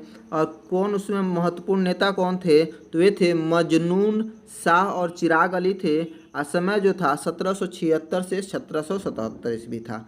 अगला है पहाड़िया विद्रोह। पहाड़िया विद्रोह हुआ था बिहार भागलपुर में। उस समय जो नेता थे तिलका माझी थे और समय था 1779। चुआरो विद्रोह था, यह हुआ थे बांकुड़ा बंगाल में। और उसमें जो संबंधित नेता थे वो थे करणगढ़ की रानी शिरोमणि एवं दुर्जन सिंह। कौन थे? तो करणगढ़ की रानी शिरोमणि एवं दुर्जन सिंह। समय था 1798। आगे आपका चेरो विद्रोह। चेरो विद्रोह जो हुआ था झारखंड के पलामू में हुआ था। उसमें नेता जो थे वो भूषण सिंह थे और समय था 1800 ईस्वी। अगला पालीगरों का विद्रोह, यह तमिलनाडु में हुआ था। अब पीवी कट्टावामान जो थे इससे संबंधित नेता थे। और कब हुआ था? तो 1799 ईस्वी से लेकर 1801 ईस्वी तक हुआ। आगे आपका बेला टप्पी विद्रोह जो त्रावणकोर में हुआ था। कहाँ पे संबंधित नेता कौन थे? तो मेलू थाम्पी थे। और कब हुआ था? तो 1808 से लेकर 1809 तक हुआ। और इसमें जो नेता थे कौन थे? तो मेलू थाम्पी हो जाएंगे। अगला जो है भील विद्रोह, ये पश्चिमी घाट में हुआ है। नेता देखेंगे तो सेवाराम हो जाएंगे संबंधित नेता। और कब हुआ था? तो 1825 से 1831। रामोसी विद्रोह पश्चिमी घाट, नेता चित्तर सिंह और सन 1822 से 1829। आगे अब पागलपंथी विद्रोह असम में टीपू वहाँ के संबंधित नेता हो जाएंगे 1825 से 1827। उसके बाद अहम विद्रोह असम में और ये हुआ था, इसके नेता हो जाएंगे गोमधर कुंवर। कब हुआ था? तो 1828 में। आगे देखते हैं दोस्तों, आगे है आपका बहावी आंदोलन जो है वह बिहार उत्तर प्रदेश में हुआ था। और इसके जो नेता थे सैयद अहमद तुतीमीर थे। कौन थे? सैयद अहमद तुतीमीर थे। कब हुआ था? तो 1831 में हुआ था। उसके बाद है कोल आंदोलन। यह हुआ था छोटा नागपुर झारखंड में, और उस समय जो नेता थे उससे वो थे गोमधर कुंवर, और सन हुआ था 1831 से 1832। आगे है भूमिज विद्रोह, जो झारखंड रांची में हुआ। इसमें जो संबंधित नेता थे गंगा नारायण हंगमा थे, और सन हुआ था 1832 में। खासी विद्रोह असम में हुआ है, और नेता हो जाएंगे तीरथ सिंह, सन हो जाएगा 1833। आगे कंद विद्रोह। कंद विद्रोह जो हुआ था उड़ीसा में हुआ था, और संबंधित नेता थे चक विश्नोई, सन था 1837। आगे फरायजी आंदोलन जो बंगाल में हुआ था, और नेता थे इसके सिरियातुल्ला टुटू मियाँ, सन हो जाएगा 1838 से 1848। आगे देखेंगे नील विद्रोह। नील विद्रोह जो बंगाल और बिहार में हुआ था, नेता हो जाएंगे तिरुत सिंह, और सन हो जाएगा 1854 से 1862। आगे है आपका संथाल विद्रोह, बंगाल और बिहार में हुआ था। सिंधु कान्हू जो थे इसके नेता हो जाएंगे, समय है 1855 से 56। अगला मुंडा विद्रोह जो झारखंड में हुआ है, बिरसा मुंडा इसके नेता हो जाएंगे। 1899 से 1900 ईस्वी के मध्य हुआ था। पाइक विद्रोह जो उड़ीसा में हुआ है, बक्सी जगबंधु इसके नेता हो जाएंगे। 1817 से 1825 के बीच में हुआ। नील आंदोलन जो है बंगाल में हुआ था, और इसके नेता हो जाएंगे दिगंबर, और यह हुआ था 1859 से 1860। आगे है पाबना विद्रोह जो पाबना बंगाल में हुआ है, और ईशान चंद्र राय और शंभूपाल इसके नेता हो जाएंगे। सन जो देखेंगे तो 1873 हो जाएगा। आगे देखेंगे दक्कन विद्रोह। दक्कन विद्रोह जो है महाराष्ट्र में हुआ है, और इसमें कोई भी नेता नहीं है। सन जो था 1874 1875 हो जाएगा। अगला है मोपला विद्रोह। मोपला विद्रोह जो है मालाबार केरल में हुआ है, और इसके नेता हो जाएंगे अली मुसलियार, और सन जो हो जाएगा 1820 से 1822। आगे कूका आंदोलन जो पंजाब में हुआ, और नेता हो जाएंगे भगत जवाहर मल, और सन इसमें नहीं है। आगे है आपका रंपाओ का विद्रोह जो आंध्र प्रदेश में हुआ, और सीताराम राजू इसके नेता हो जाएंगे, और समय जो देखेंगे तो 1879 से 1922 ईस्वी। और उसके बाद ताना भगत आंदोलन जो बिहार में हुआ, और इसके नेता हो जाएंगे जतरा भगत, और सन देखेंगे तो 1914 में। उसके बाद होता है तेभागा आंदोलन बंगाल में, और इसके नेता हो जाएंगे कंपा राम सिंह एवं भवन सिंह, और सन हो जाएगा 1946। उसके बाद है तेलंगाना आंदोलन जो आंध्र प्रदेश में हुआ, नेता इसमें कोई नहीं है, और सन देखेंगे तो 1946। अब आगे देखते हैं दोस्तों। आगे है आपका वन लाइनर, इसको थोड़ा सा जूम करते हैं। इसमें देखिए पहला जो दिया है, सहायक संघ स्वीकार नहीं की थी। तो किसने नहीं की थी? तो इंदौर के होलकर राज ने सहायक संघ को स्वीकार नहीं की थी। आगे देखेंगे होलकर राज स्वीकार नहीं की थी। आगे देखें अवध के नवाब वाजिद अली शाह को ईस्ट इंडिया कंपनी ने गद्दी से उतार दिया था। तो कब उतारा था? 1856 में।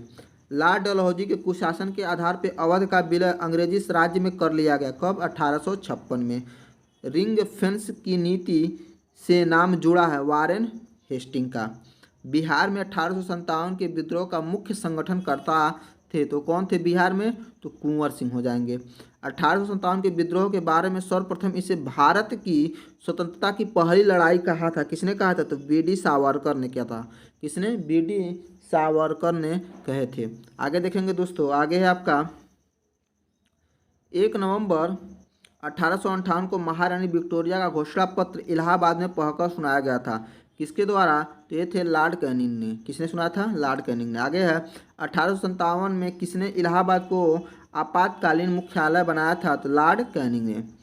मंगल पांडे कहाँ के विप्लव से जुड़े थे? तो बैरकपुर से। कहाँ के? तो बैरकपुर। नाना साहब का कमांडर इन चीफ था तात्या टोपे थे। कौन थे? तात्या टोपे थे। सन 1857 के बरेली विद्रोह का नेता था तो खान बहादुर सिंह थे। कौन थे? खान बहादुर। भारत की स्वतंत्रता की पहली लड़ाई जो है 1857 में प्रारंभ हुई थी। कहाँ से प्रारंभ हुई थी? तो मेरठ से। कहाँ से? मेरठ से। आगे देखते हैं दोस्तों। आगे है आपका 1857 के प्रमुख जो नेता थे और उसके प्रमुख केंद्र थे, और उसके बारे में देखते हैं। तो यहाँ पे देखिए जो केंद्र है दिल्ली। दिल्ली जो है इसमें भारतीय जो नायक थे वो कौन थे? तो बहादुर शाह जफर थे, बख्त खां थे। विद्रोह की तिथि देखेंगे तो 11 से 12 मई। अब ब्रिटिश अगर नायक देखेंगे तो कौन थे ब्रिटिश नायक में निकलसन थे जो मारे गए थे, और एक थे हडसन। और तिथि जब देखेंगे विद्रोह दबाने की जो तिथि थी 11 सितंबर 1857। आगे है कानपुर। तो कानपुर में भारतीय नायक जो थे वो थे नाना साहब, जिन्हें धुंधु पंत के नाम से भी जाना जाता था, और तात्या टोपे ने इनका नेतृत्व किया था। और 5 जून 1857 में इसका विद्रोह की तिथि हो जाएगी। कैंपबेल इसके ब्रिटिश सेना नायक हो जाएंगे। और 6 सितंबर 1857 में इसको इस विद्रोह को दमन कर दिया गया, मतलब दबा दिया गया। आगे है लखनऊ। लखनऊ में जो नायक थी वो थी बेगम हजरत महल, और यह हुआ था 4 जून 1857 ईस्वी को। और अंग्रेजी नायक थे हेनरी लॉरेंस जो मारे गए थे, और दूसरे थे कैंपबेल। तो कैंपबेल आपके कानपुर में भी हैं और लखनऊ में भी हैं, ठीक है। और आगे मार्च 1858 में इसको दबा दिया गया। और उसके बाद झांसी। झांसी में रानी झांसी लक्ष्मीबाई हो जाएंगी। और विद्रोह का समय जब देखेंगे तो था जून 1857 में, और इसको दमन किया था ह्यूरेज ने। किसने? ह्यूरेज ने किया था। और दमन का तिथि देखेंगे तो 3 अप्रैल 1858। आगे है आपका इलाहाबाद। इलाहाबाद में भारतीय जो नायक हो जाएंगे लियाकत अली। सन है 1857। कर्नल हो जाएगा ब्रिटिश है इसके नायक, और 1858 में इसका दमन किया था। जगदीशपुर में कुंवर सिंह हो जाएंगे।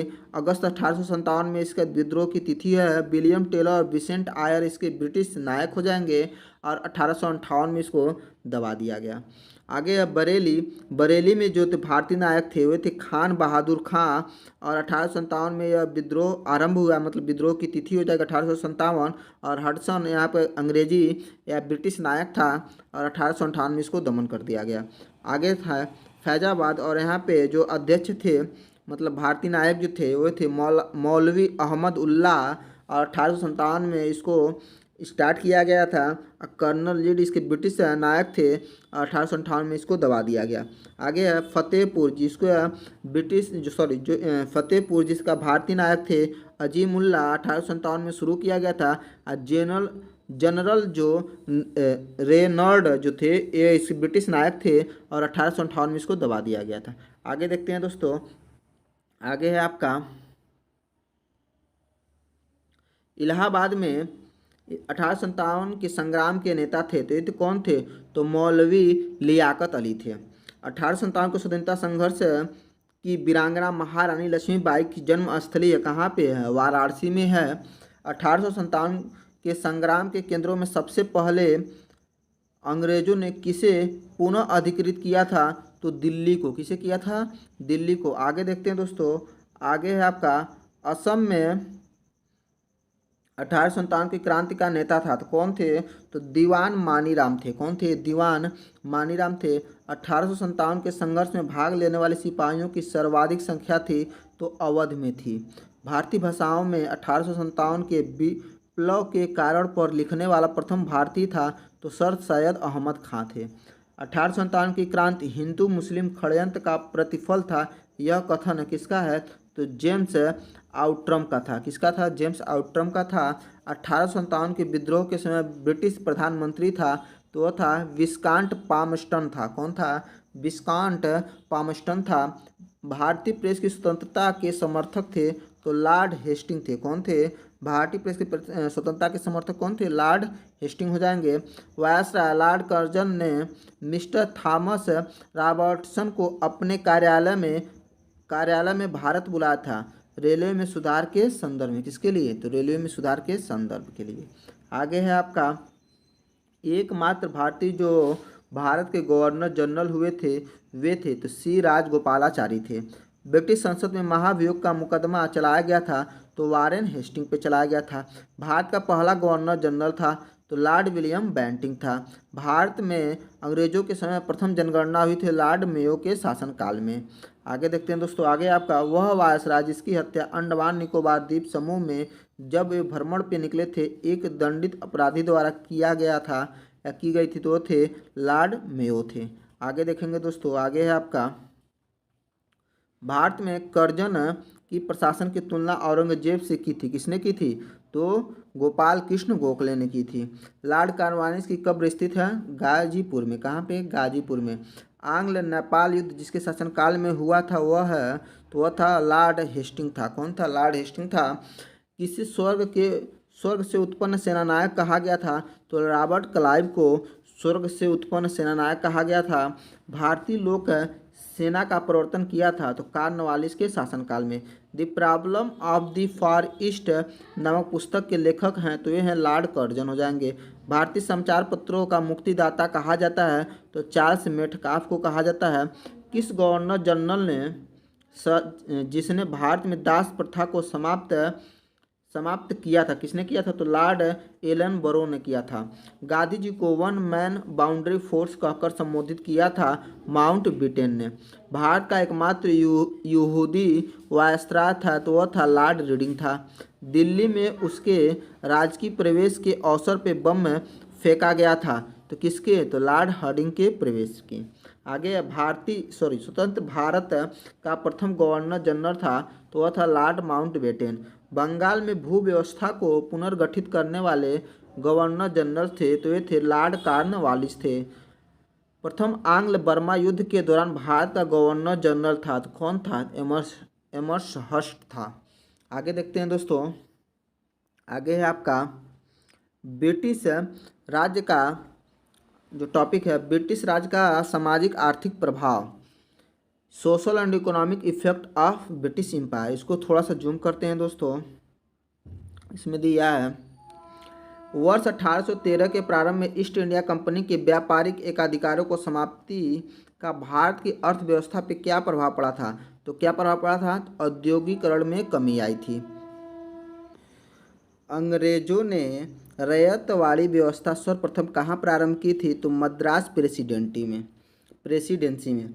भारत में ब्रिटिश वस्तुओं के आयात पर दी गई विशेष रियायतों को कहा जाता था तो इम्पीरियल प्रीफरेंस कहा जाता। क्या कहा जाता?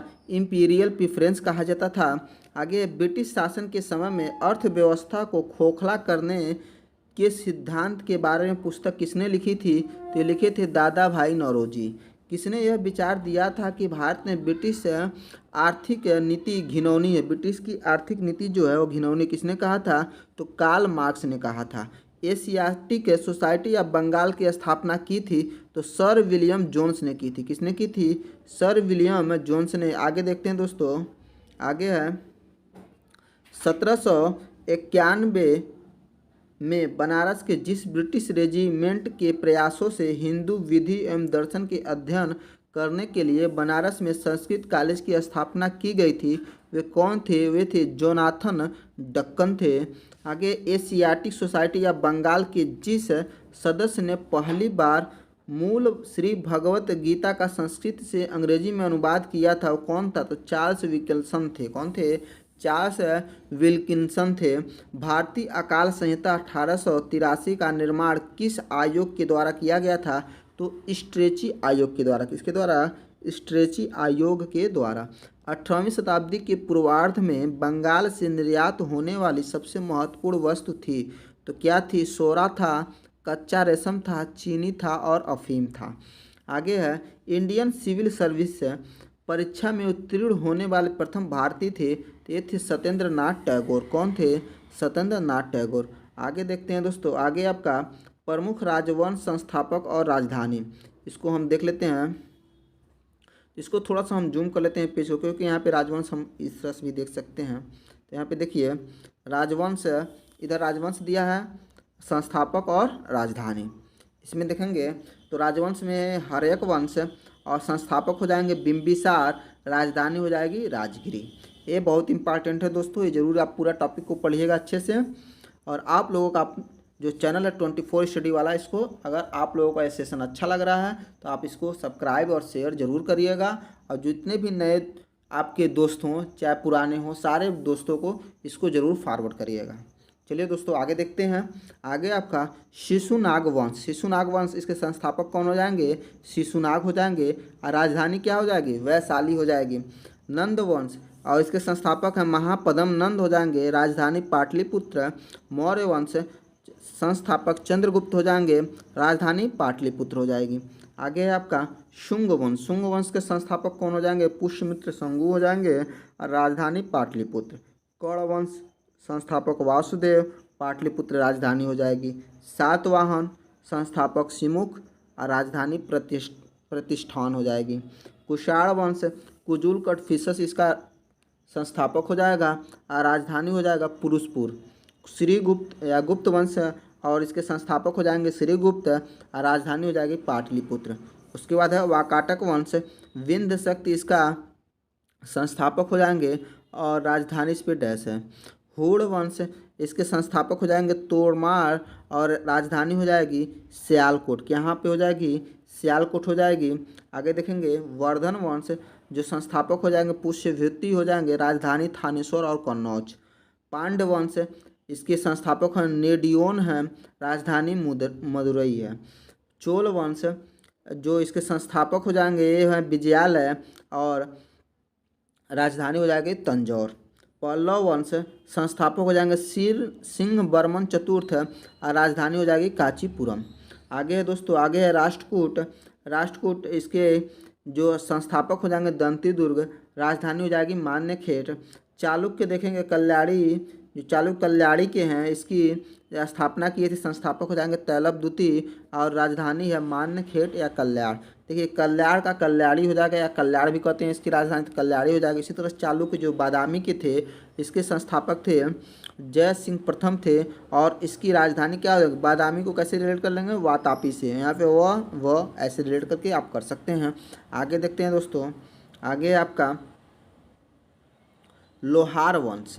तो लोहार वंश के जो संस्थापक हो जाएंगे ये कौन है, तो संग्राम राज हैं और राजधानी है डैश डैश। ठीक है। आगे आपका बर्मन वंश। तो बर्मन वंश जो है एक कामरूप और इसके संस्थापक है पुष्य बर्मन हो जाएंगे और राजधानी देखेंगे तो प्राग ज्योतिषपुर हो जाएगी। आगे है आपका गुर्जर प्रतिहार वंश और इसके संस्थापक हो जाएंगे नागभट्ट प्रथम। कौन हो जाएंगे, नागभट्ट प्रथम और राजधानी हो जाएगी कन्नौज। आगे है गढ़वाल वंश, संस्थापक हो जाएंगे चंद्रदेव और राजधानी हो जाएगी कन्नौज। कहाँ पे हो जाएगी, कन्नौज हो जाएगी। आगे है चौहान वंश, संस्थापक हो जाएंगे वासुदेव और राजधानी हो जाएगी अजमेर। कहाँ पे हो जाएगी, अजमेर हो जाएगी। परमार वंश हो जाएगा आगे और इसके संस्थापक हो जाएंगे उपेंद्र हो जाएंगे और राजधानी हो जाएगी धारा नगरी। चंदेल वंश और इसके संस्थापक हो जाएंगे नन्नुक और राजधानी हो जाएगी खजुराहो या महोवा। आगे है आपका सोलंकी वंश और इसके संस्थापक हो जाएंगे मूलराज, राजधानी हो जाएगी अनहिलवाड़। कलचुरी वंश इसके संस्थापक कोकल हो जाएंगे, राजधानी हो जाएगी त्रिपुरी। गुलाम वंश संस्थापक कुतुबुद्दीन ऐबक, राजधानी दिल्ली। खिलजी वंश संस्थापक जलालुद्दीन खिलजी, राजधानी दिल्ली। तुगलक वंश संस्थापक गयासुद्दीन तुगलक, राजधानी दिल्ली। सैयद वंश संस्थापक खिज्र खान, राजधानी दिल्ली। आगे आपका लोधी वंश संस्थापक बहलोल लोधी, राजधानी दिल्ली। संगम वंश संस्थापक हरिहर बुक्का, राजधानी विजयनगर। सालू वंश संस्थापक नरसिंह, राजधानी विजयनगर। तुलु वंश संस्थापक वीर नरसिंह, राजधानी विजयनगर। अरावुडू वंश संस्थापक तिरुमल, राजधानी पेनुकोडा। आगे देखते हैं दोस्तों, आगे आपका देखिए यहाँ पे हैं चालुक्य वेगी के संस्थापक हो जाएंगे विष्णुवर्धन और राजधानी हो जाएगी वेगी। होलसे वंश संस्थापक हो जाएंगे विष्णुवर्धन और द्वार समुद्र इसकी राजधानी हो जाएगी। यादव वंश संस्थापक हो जाएंगे विल्लभ फाइफ और देवगिरी इसकी राजधानी हो जाएगी। कदम वंश संस्थापक हो जाएंगे मयूर शर्मन और राजधानी हो जाएगी वनवासी। काकतीय वंश बीटा प्रथम इसके संस्थापक हो जाएंगे, अमकोंड इसकी राजधानी हो जाएगी। आगे है आपका गंग वंश संस्थापक ब्रजहस्त पंचम कुवलाल और तलकांड इसके राजधानी हो जाएगी। पाल वंश संस्थापक गोपाल, राजधानी मुंगेर। सेन वंश संस्थापक सामंत सेन, राजधानी लखनऊती। कारकोट वंश संस्थापक दुर्लभ वर्धन, राजधानी डैश। उत्पल वंश अवंत बर्मन के संस्थापक हो जाएंगे, राजधानी डैश। आगे देखते हैं दोस्तों, आगे है आपका बहमनी वंश बहमनी वंश और संस्थापक कौन हो जाएंगे? हसल गंगू। कौन हो जाएंगे? हसल गंगू हो जाएंगे। राजधानी गुलबर्गा विदर हो जाएगी। आगे है आपका आदिल शाही वंश और इसके संस्थापक हो जाएंगे आदिल शाह। राजधानी हो जाएगी बीजापुर। कहाँ पे हो जाएगी? बीजापुर। आगे है निजाम शाही और इसके संस्थापक हो जाएंगे मलिक अहमद। राजधानी अहमदनगर। इमाद शाही संस्थापक फतेहुल्लाह इमाद शाह। राजधानी बरार। कुतुब शाही वंश कुली कुतुब शाह संस्थापक गोलकुंडा इसके राजधानी। बरीद शाही संस्थापक हो जाएंगे अमीर अली वरीद और राजधानी बीदर। सरकी वंश मलिक सरवर इसके संस्थापक हो जाएंगे जौनपुर इसकी राजधानी हो जाएगी। आगे है मुगल वंश। मुगल वंश के संस्थापक बाबर है और राजधानी जो है दिल्ली और आगरा। भोसले वंश शिवाजी इसके संस्थापक हो जाएंगे रायगढ़ इनकी राजधानी हो जाएगी। हैदराबाद के स्वतंत्र राज निजामुल मुल्क राजधानी हैदराबाद। आगे देखते हैं दोस्तों, आगे आपका महाजनपदों का उदय। तो महाजनपदों के उदय में देखते हैं दोस्तों, यहाँ पे देखिए अंग की राजधानी क्या हो जाएगी? चंपा। और आधुनिक क्षेत्र देखेंगे तो भागलपुर मुंगेर जो बिहार में है वही आपका चंपा हो जाएगा। मगध जो है गिरिव्रज इसकी राजधानी हो जाएगी गिरिव्रज राजगिरी। और आधुनिक क्षेत्र देखेंगे तो पटना और गया बिहार में। काशी जो है राजधानी वाराणसी है और वाराणसी के आसपास का क्षेत्र उत्तर प्रदेश। वत्स की राजधानी कौशाम्बी और इलाहाबाद के आसपास का क्षेत्र उत्तर प्रदेश। वज्र की राजधानी वैशाली या विदय या मिथिला। तो वैशाली या मुजफ्फरपुर और दरभंगा के आसपास का क्षेत्र हो जाएगा। कौशल और श्रावस्ती इसकी राजधानी हो जाएगी। फैजाबाद गोंडा बहराइच उत्तर प्रदेश के जो आसपास है। उत्तर प्रदेश में कौन कौन? फैजाबाद गोंडा और बहराइच। आगे है अवंती की राजधानी उज्जैन और महिष्मती। और क्षेत्र देखेंगे तो मालवा मध्य प्रदेश। मल्ल जो है यह है कुशावती देवरिया बस्ती गोरखपुर उत्तर प्रदेश। पंचाल की राजधानी देखेंगे तो अहीं छत्र या काम्पिल्य यह है बरेली बदायूं फर्रुखाबाद उत्तर प्रदेश हो जाएगा। चेदी जो है यह शक्तिमती हो जाएगा बुंदेलखंड उत्तर प्रदेश। कुरु जो है इंद्रप्रस्थ और ये आधुनिक दिल्ली मेरठ हरियाणा के कुछ क्षेत्र हो जाएंगे। आगे देखते हैं दोस्तों, आगे है आपका मत्स्य जो है इसकी राजधानी विराटनगर। आधुनिक क्षेत्र देखेंगे तो जयपुर अलवर भरतपुर राजस्थान के आसपास के क्षेत्र हो जाएंगे। कम्बोज जो है राजधानी हाटक राजौरी और हाजरा क्षेत्र इसके आधुनिक क्षेत्र हो जाएंगे। सुरसेन राजधानी मथुरा और मथुरा उत्तर प्रदेश आधुनिक हो जाएगा। अशमक राजधानी पोटली या पोतन और गोदावरी नदी क्षेत्र दक्षिण भारत का एकमात्र जनपद। गांधार राजधानी तक्षशिला रावलपिंडी एवं पेशावर पाकिस्तान। आगे देखते हैं दोस्तों, आगे आपका संगम युग में देखेंगे तो प्रथम संगम जो था 4440 वर्ष पूर्व। स्थान देखेंगे तो मथुरा या समुद्र में विलय हो जाएगा। और अध्यक्ष देखेंगे तो अगस्त्य थे। और संबंधित संकलित महत्वपूर्ण ग्रंथ कौन कौन हो जाएगा? तो अकटियम हो जाएगा। अकटियम परिपदाल, फिर मधुनारई, फिर मटु कुरुक्कु तथा कलाली अविरही। कोई भी इनमें से उपलब्ध नहीं है। दूसरा संगम हुआ था 3700 ईसा पूर्व में और इसमें स्थान था कपाटपुरम अल्लवई जो समुद्र में विलीन हो गया। और इसके भी अध्यक्ष कौन थे? तो अगस्त्य थे। तोलकाम्पियम इससे संबंधित महत्वपूर्ण ग्रंथ हो जाएंगे। जो तमिल व्याकरण और रचनाकार जो थे ये थे तोलकाम्पियर। आगे देखेंगे तीसरा संगम 1850 वर्ष पूर्व यह हुआ था मदुरा में और इसके अध्यक्ष थे नक्कीकर, ठीक है, नक्कीरर। और इसके महत्वपूर्ण ग्रंथ देखेंगे तो नेदुन थोके हो जाएगा, कुरन थोके हो जाएगा, नत्री नई हो जाएगा, एनकुरी भूरी हो जाएगा, परिपादल हो जाएगा, कुथु वारी हो जाएगा, पैरिसई हो जाएगा तथा सित्रैसई आदि हो जाएगा। आगे देखते हैं दोस्तों, आगे इसमें लिखा है नोट में कवियों और विद्वानों के परिषदों के लिए संगम नाम का प्रयोग सर्वप्रथम 7वीं सदी के प्रारंभ में शैव संत नायवार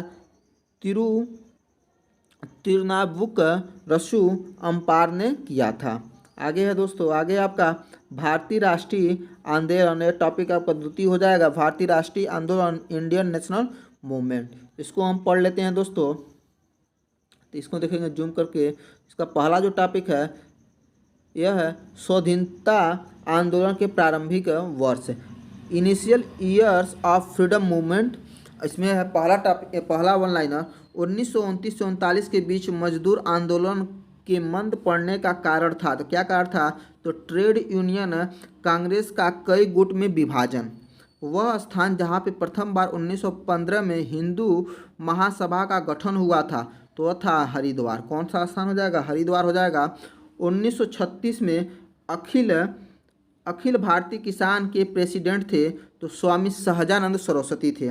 1940 में अगस्त में प्रस्ताव रखा गया था तो प्रांतीय स्वायत्तता का प्रस्ताव रखा गया था। असहयोग आंदोलन चलाने की प्रेरणा देने वाला तत्कालिक कारण था तो था खिलाफत के प्रति अन्याय। क्या था? खिलाफत के प्रति अन्याय। खुदाई खिदमत गार संगठन का संस्थापक था तो खान अब्दुल गफ्फार खान। 1908 में मुस्लिम लीग के अस्थायी अध्यक्ष के रूप में चुनाव हुआ था। किसका हुआ था? तो आगा खां का हुआ था। वह मुस्लिम नेता एनी बेसेंट द्वारा स्थापित की गई होम रूल लीग में सम्मिलित हुए तो वे थे मोहम्मद अली जिन्ना। सर्वप्रथम बंगाल में ब्रिटेन की वस्तुओं को बहिष्कार का सुझाव दिया था। किसने दिया था? तो कृष्ण कुमार मित्र की साप्ताहिक पत्रिका संजीवनी में दिया गया था। 1906 में स्वराज को राष्ट्रीय आंदोलन का लक्ष्य घोषित करने वाला भारतीय राष्ट्रीय कांग्रेस का अध्यक्ष थे। तो ये कौन हो जाएंगे? ये हैं दादा भाई नौरोजी। 1920 में कांग्रेस के नागपुर अधिवेशन में असहयोग का मुख्य प्रस्ताव प्रस्तुत किया था तो CR दास ने किया था। अगला टॉपिक है स्वदेशी और सविनय अवज्ञा आंदोलन, महात्मा गांधी और अन्य नेताओं की भूमिका। Indigenous and civil disobedience movement, role of Mahatma Gandhi and other leader. इसमें पहला है वंदे मातरम भारतीय राष्ट्रीय आंदोलन का शीर्ष गीत बना। कब बना? स्वदेशी आंदोलन में। ब्रिटिश पत्रकार HW नेविन्सन जुड़े थे तो स्वदेशी आंदोलन से जुड़े थे। किससे जुड़े थे? स्वदेशी आंदोलन से। क्रांतिकारी संगठन अभिनव भारत समाज की स्थापना की तो विनायक दामोदर सावरकर ने की। बंगाल का विभाजन करने वाले गवर्नर जनरल थे लॉर्ड कर्जन थे। कौन थे? Lord Curzon. आगे देखते हैं दोस्तों, आगे है आपका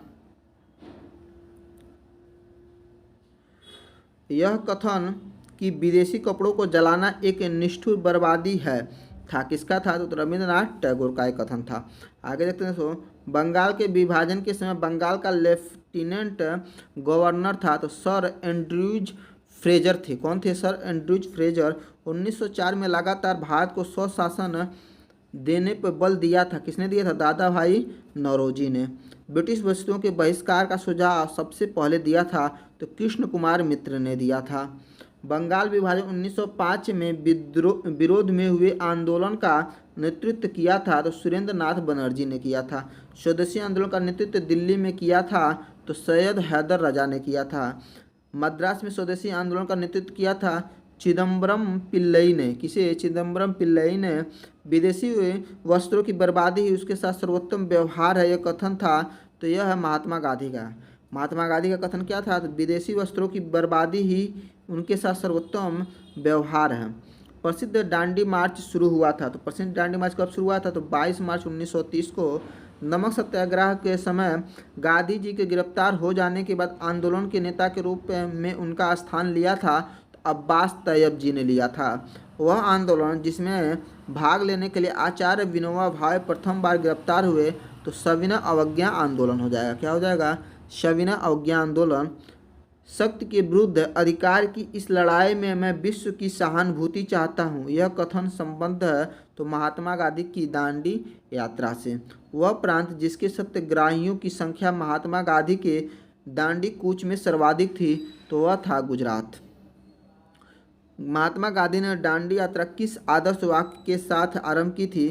तो उनका आदर्श वाक्य था अंत तक लड़ो। भारतीय इतिहास में तिथि 6 अप्रैल 1930 जानी जाती है महात्मा गांधी द्वारा दांडी मार्च के लिए। गांधी जी की दांडी मार्च प्रारंभ किया था तो नमक कानून को तोड़ने के लिए। वानर सेना और मंजरी सेना संबंध है तो सविनय अवज्ञा आंदोलन से। गांधी की यात्रा से संबंधित दांडी स्थित है नौसारी जिले में। कहाँ पे है? नौसारी जिले में है। आगे देखते हैं दोस्तों, आगे है टॉपिक आपका वह है क्रांतिकारी आंदोलन तथा उग्र राष्ट्रवाद का उदय। तो ये क्या है, revolutionary movement and rise of radical nationalism. इसमें पहला वन लाइनर है, गोरखपुर जेल में फांसी पाने वाले क्रांतिकारी थे। तो कौन थे, तो ये राम प्रसाद बिस्मिल जो थे, ये गोरखपुर के जेल में इनको फांसी मिली थी। आगे है 1904 में क्रांतिकारी संगठन अभिनव भारत संगठित किया था। तो ये कहाँ पे, महाराष्ट्र में हुआ था। 1928 में हिंदुस्तान सोशलिस्ट रिपब्लिक एसोसिएशन की स्थापना हुई थी, दिल्ली में हुई थी। भगत सिंह ने सेंट्रल असेंबली में बम फेंका था। तो भगत सिंह ने सेंट्रल असेंबली में बम फेंका था किसके साथ, बटुकेश्वर दत्त के साथ। इंडिपेंडेंस लीग की स्थापना की थी, तो रास बिहारी बोस ने की थी। इंकलाब जिंदाबाद का नारा संबद्ध है तो भगत सिंह से। काकोरी केस के अभियुक्तों के बचाव हेतु जिसकी अध्यक्षता में एक समिति का गठन हुआ था वह था गोविंद बल्लभ पंत की अध्यक्षता में। काकोरी कांड मुकदमे में सरकारी वकील था, तो ये थे जगत नारायण मुल्ला थे। काकोरी षड्यंत्र कांड का वह एकमात्र क्रांतिकारी जो पुलिस से गिरफ्तारी से बच निकला था वे थे चंद्रशेखर आज़ाद। कौन थे, चंद्रशेखर आज़ाद। हिंदुस्तान रिपब्लिक एसोसिएशन का गठन 1924 में जहां किया गया था वह जगह थी कानपुर। भारतीय अशांति का जनक कहा जाता है तो बाल गंगाधर तिलक को। वह युग में जिसको इंग्लैंड में अंग्रेज अधिकारियों की हत्या के आरोप में फांसी की सजा हुई थी, ते थे मदन लाल डिंगरा और उधम सिंह। भारतीय स्वतंत्रता के लिए फांसी पाने वाले प्रथम रिकॉर्डेड मुस्लिम का नाम था, तो थे अशफाक उल्लाह खां। कौन थे, अशफाक उल्लाह खां थे। आलोचना और स्वतंत्र चिंतन का एक क्रांतिकारी की दो विशेषताएं हैं, यह कथन किनका है, तो यह है कथन है भगत सिंह का। वह प्रथम भारतीय जिसको पत्रकार के रूप में अपने कर्तव्य निर्वहन के लिए जेल भेजा गया था, तो वे थे बाल गंगाधर तिलक को। क्रांति की तलवार विचारों के उभरे हुए पत्थर पर तेज की जाती है, यह कहा गया था किसके द्वारा, भगत सिंह के द्वारा। लाहौर षड्यंत्र मुकदमे के परिणाम स्वरूप फांसी हुई थी, तो भगत सिंह, राजगुरु और सुखदेव को। कांग्रेस पर अनुनय विनय और विरोध की राजनीति करने का आरोप लगाया था, तो बाल गंगाधर तिलक ने। प्रथम महायुद्ध के दौरान कहाँ पे भारत की एक अस्थायी सरकार बनी थी जिसके प्रेसिडेंट राजा महेंद्र प्रताप थे, तो ये था स्थान अफगानिस्तान। गदर पार्टी के नेता थे तो लाला हरदयाल थे। गदर पार्टी की स्थापना हुई थी संयुक्त राज्य अमेरिका में। कनाडा की यात्रा पे निकला एक जलपोत था, तो उसका नाम क्या था, तो इसका नाम था कामागाटा मारू जहाज। क्या था, तो कामागाटा मारू जहाज हो जाएगा। आगे देखेंगे दोस्तों, आगे आपका स्वराज पार्टी के गठन में शामिल हुए, तो कौन शामिल हुए थे, तो लाला लाजपत राय। महात्मा गांधी के साथ चंपारण सत्याग्रह में भाग लेने वाले में सम्मिलित थे, तो राजेंद्र प्रसाद, अनुग्रह नारायण। स्वराज पार्टी के संस्थापक थे CR दास। देश बंधु के नाम से प्रसिद्ध हैं तो चित्तरंजन दास। और स्वराज देखिए, देश बंधु के नाम से चित्तरंजन दास फेमस थे। ठीक है, स्वराज पार्टी निर्माण के लिए कांग्रेस के अध्यक्ष पद से त्यागपत्र दिया था, वे थे कौन, CR दास थे। आगे स्वतंत्रतापूर्व भारत में किसे केंद्रीय विधानसभा में स्वराज दल का समर्थन किया था, तो ये M.A. जिन्ना ने किया था। स्वराज पार्टी से संबंधित थे तो ये थे M.R. जयकर थे। भारत में साइमन कमीशन के बहिष्कार के मुख्य कारण थे, सभी सदस्य क्या थे, अंग्रेज थे। किसके सुझाव पे भारतीयों को साइमन कमीशन से बाहर रखा गया, तो लॉर्ड इरविन के सुझाव पे। साइमन कमीशन भारत किस वर्ष आया था, तो 1928 में आया था। सर्वप्रथम भारत के लिए औपनिवेशिक स्वराज की मांग की थी, तो सर तेज बहादुर संप्रू और जयकर ने। साइमन गो बैक के नारे का निर्माण किया था, तो यूसुफ मेहर अली ने किया था। फरवरी 1928 में आयोजित सर्वदलीय बैठक के अध्यक्ष थे, तो अध्यक्ष थे डॉक्टर M.A. अंसारी। अगला जो टॉपिक वह है विधायी संशोधन तथा government of India act 1935, legislative amendment and government of India act 1935। वह अधिनियम जिसके द्वारा अंग्रेजों ने अखिल भारतीय संघ को प्रस्तावित किया था, तो भारत सरकार अधिनियम 1935। 1935 के अधिनियम के बारे में कहा गया कि एक कार जिसका ब्रेक तो है पर इंजन नहीं, तो किसने कहा था, जवाहरलाल नेहरू ने। एक संघीय व्यवस्था और केंद्र में द्वैध शासन भारत में लागू किया था? तो भारत सरकार अधिनियम 1935 द्वारा। भारत सरकार 1935 को गुलामी का अधिकार पत्र कहा था, यह कथन था तो जवाहरलाल नेहरू का। वह अधिनियम जिसके द्वारा भारत में संघीय न्यायालय की स्थापना की गई थी, तो भारत सरकार अधिनियम 1935। वह अधिनियम जिसके फलस्वरूप बर्मा भारत से अलग हुआ था, तो भारत सरकार अधिनियम 1935 के द्वारा। भारत शासन अधिनियम 1935 के द्वारा स्थापित संघ में अवशिष्ट शक्तियाँ दी गई थी गवर्नर जनरल को। भारत के संविधान में केंद्रों और राज्यों के बीच किया गया शक्तियों का विभाजन योजना पर आधारित है, तो भारत सरकार अधिनियम 1935। प्रांतीय सरकारों का गठन जिस अधिनियम के तहत किया गया था वह था भारत सरकार अधिनियम 1935। आगे है आपका वह है टॉपिक है भारत छोड़ो आंदोलन, आज़ाद हिंद फौज तथा Netaji Subhash Chandra Bose. Quit India movement, Azad Hind फौज, आर्मी एंड नेताजी सुभाष चंद्र बोस। इसमें पहला वन लाइनर देखेंगे दोस्तों, जिस वर्ष क्रिप्स मिशन भारत में आया था वह था तो 1942 में। कब आया था? 1942 में। भारत छोड़ो आंदोलन प्रारंभ हुआ था 9 अगस्त 1942 बम्बई से। किस वर्ष बंगाल के मिदनापुर जिले में जाति सरकार की स्थापना हुई? 1942 में। हम भारत को या तो आज़ाद करेंगे अथवा आज़ादी के प्रयास में दिवंगत होंगे, यह कथन जुड़ा है भारत छोड़ो आंदोलन से। किससे जुड़ा है? भारत छोड़ो आंदोलन से। आगे देखते हैं दोस्तों, आगे है आपका आज़ादी लगभग हमारी पहुंच में है, इसे हम कसकर पकड़ लेना है, यह कथन किसका है? तो महात्मा गांधी का है। जब भारतीय राष्ट्रीय कांग्रेस ने भारत छोड़ो प्रस्ताव पारित किया उस समय कांग्रेस अध्यक्ष थे मौलाना अबुल कलाम आज़ाद। 8 अगस्त 1942 को कांग्रेस ने भारत छोड़ो आंदोलन की घोषणा की थी, तो कहाँ पे की थी? बम्बई में की थी। आगे है आपका भारत छोड़ो आंदोलन के संदर्भ में महात्मा गांधी को बंदी बनाया गया था, तो कहाँ पे? बम्बई में। उत्तर प्रदेश का वह जनपद जिसमें भारत छोड़ो आंदोलन के दौरान समांतर सरकार की स्थापना की गई थी, तो वह जिला है बलिया। भारत छोड़ो आंदोलन के दौरान जेल से फरार होकर भूमिगत गतिविधियों को संगठित किया था वे थे जयप्रकाश नारायण। यहाँ भारत में एक क्रांति होने जा रही है और हमें जल्दी से चले जाना चाहिए, यह कथन था सर स्टैमफोर्ड क्रिप्स का। किसका था? सर स्टैमफोर्ड क्रिप्स का। आगे देखते हैं दोस्तों, आगे है आपका अमेरिकी पत्रकार जो महात्मा गांधी के भारत छोड़ो आंदोलन के दौरान उनके साथ था का नाम था, तो इसका नाम था लुई फिशर नाम था। वह आंदोलन जिसमें महिलाओं की भागीदारी सर्वाधिक मानी जाती है, तो भारत छोड़ो आंदोलन। करो या मरो का आह्वान या नारा था, तो भारत छोड़ो आंदोलन के दौरान। INA के अधिकारियों पर मुकदमा चलाया गया था, तो लाल किला दिल्ली में। गांधी को सर्वप्रथम राष्ट्रपिता कहकर संबोधित किया था, तो ये थे सुभाष चंद्र बोस। आज़ाद हिंद फौज जब मनाया गया था तो यह 12 नवंबर 1945 को। सुभाष चंद्र बोस ने सिंगापुर में स्वाधीन भारत की सरकार गठित की 21 अक्टूबर 1943 में। सुभाष चंद्र बोस को देश नायक कहा था, किसने कहे थे? ते थे रविंद्रनाथ टैगोर ने सुभाष चंद्र बोस को देश नायक कहे थे।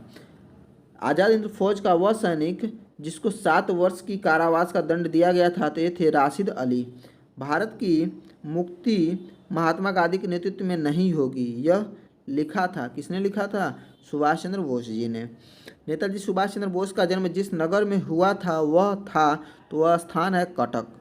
ठीक। आगे तुम मुझे खून दो मैं तुम्हें आज़ादी दूंगा, यह कथन है तो सुभाष चंद्र बोस का। वह भारतीय क्रांतिकारी जिसने सुभाष चंद्र बोस को इंडियन नेशनल आर्मी के गठन में सक्रिय सहयोग दिया था, तो ये थे रास बिहारी बोस। दिल्ली चलो का नारा दिया था तो सुभाष चंद्र बोस ने दिया था। आगे है दोस्तों, आगे देखते हैं भारतीय राष्ट्रीय आंदोलन से संबंधित महत्वपूर्ण आंदोलन और घटनाएं। इसमें देखते हैं जो पहला है आपका वह है भारतीय राष्ट्रीय कांग्रेस की स्थापना हुई थी 1885 ईस्वी में और इसके संबंधित जो व्यक्ति थे वे थे A.O. ह्यूम, बम्बई स्थान हो जाएगा। बंग भंग आंदोलन जो था स्वदेशी आंदोलन है, यह 1905 में हुआ था बंगाल विभाजन के विरुद्ध। मुस्लिम लीग की स्थापना हुई है 1906 में। आगा खां और सलीम अल्लाह खां इसके संबंधित व्यक्ति हो जाएंगे। कांग्रेस का विभाजन 1907 में नरम और गरम दल में विभाजित हुआ था, कहाँ पे? सूरत में। होम रूल आंदोलन जो है 1916 में तिलक और एनी बेसेंट इससे संबंधित व्यक्ति हो जाएंगे। लखनऊ पैक्ट जो है दिसंबर 1916 में आया, इसमें कांग्रेस और मुस्लिम लीग के बीच समझौता हुआ था। मांटेग्यू घोषणा जो था 20 अगस्त 1917 में आया था और ये प्रधानमंत्री लॉर्ड मांटेग्यू की ये घोषणा थी। रॉलेट एक्ट जो था 19 मार्च 1919 को था, ऐसे काला कानून जिसके अंतर्गत किसी भी व्यक्ति को संदेह के आधार पर गिरफ्तार कर लिया जाता था। जलियांवाला बाग हत्याकांड 13 अप्रैल 1919 को अध्यक्ष देखेंगे संबंधित व्यक्ति हैं तो ये था जनरल डायर अमृतसर। खिलाफत आंदोलन और यह सन देखेंगे तो 1919 और इसमें संबंधित व्यक्ति हैं शौकत अली और मोहम्मद अली। आगे हंटर कमेटी की रिपोर्ट प्रकाशित हुई थी 28 मई 1920 को, जलियांवाला बाग से संबंधित था। आगे कांग्रेस का नागपुर अधिवेशन और यह दिसंबर 1920 में हुआ था। असहयोग आंदोलन का प्रस्ताव पारित इसी में हुआ था। आगे देखते हैं दोस्तों, आगे आपका असहयोग आंदोलन जो है आरंभ हुआ था तो 1 अगस्त 1920 को महात्मा गांधी की अध्यक्षता में। चौरी चौरा कांड जो है 4 फरवरी 1922 को हुई थी गोरखपुर जिले उत्तर प्रदेश की। इस घटना के बाद असहयोग आंदोलन को स्थगित कर दिया गया था। स्वराज पार्टी की स्थापना 1 जनवरी 1923 में मोतीलाल नेहरू और चित्तरंजन दास ने किया था।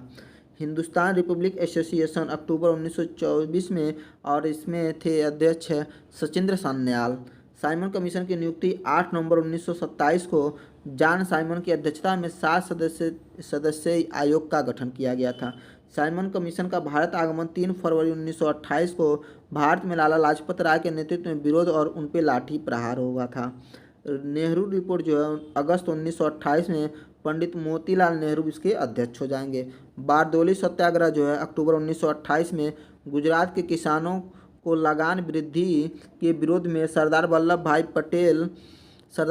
पटेल के नेतृत्व में आंदोलन हो जाएगा। लाहौर षड्यंत्र केस 8 अप्रैल 1929 भगत सिंह बटुकेश्वर दत्त द्वारा ब्रिटिश असेंबली में बम फेंकना। कांग्रेस का लाहौर अधिवेशन दिसंबर 1929 में पूर्ण स्वाधीनता का प्रस्ताव हो जाएगा। स्वाधीनता दिवस की घोषणा 2 जनवरी 1930 को और 26 जनवरी को स्वाधीनता दिवस के रूप में मनाने की घोषणा की गई थी। आगे देखते हैं दोस्तों, आगे है आपका नमक सत्याग्रह जो 12 मार्च 1930 से 5 अप्रैल 1930 तक रहा। महात्मा गांधी के द्वारा साबरमती आश्रम में डांडी जाकर नमक बनाकर नमक कानून का उल्लंघन करना। सविनय अवज्ञा आंदोलन 6 अप्रैल 1930 को सविनय अवज्ञा आंदोलन की शुरुआत हुई थी। आगे है प्रथम गोलमेज सम्मेलन 12 नवंबर 1930 को प्रधानमंत्री मैकडोनाल्ड की अध्यक्षता में लंदन में आयोजित हुआ। गांधी इरविन समझौता 4 मार्च 1931 को महात्मा गांधी और वायसराय इरविन के मध्य संपन्न तथा सविनय अवज्ञा आंदोलन स्थगित करने की घोषणा हो जाएगी। द्वितीय गोलमेज सम्मेलन 7 सितंबर 1931 को गांधी जी ने सम्मेलन में भाग लिया। कम्युनल अवार्ड सांप्रदायिक पंचायत 16 अगस्त 1932 को मैकडोनाल्ड द्वारा पृथक प्रतिनिधित्व प्रदान करना हो जाएगा। पूना पैक्ट या एरवादा सेंट्रल जेल में 24 सितंबर 1932 को गांधी जी और डॉक्टर अंबेडकर के बीच में एक समझौता जिसके सांप्रदायिक पंचायत में दलितों के लिए प्रांतीय विधानसभा में पृथक निर्वाचन प्रणाली को समाप्त कर उनके लिए 71 के बदले 148 स्थान सुरक्षित रखे गए। आगे तृतीय गोलमेज सम्मेलन 17 नवंबर 1932 को, इसमें कांग्रेस ने भाग नहीं लिया। कांग्रेस सोशलिस्ट पार्टी का गठन मई 1934 में जयप्रकाश नारायण, मीनू मसानी और एस.एम. जोशी। फॉरवर्ड ब्लॉक का गठन 1 मई 1939 को सुभाष चंद्र बोस ने किया था।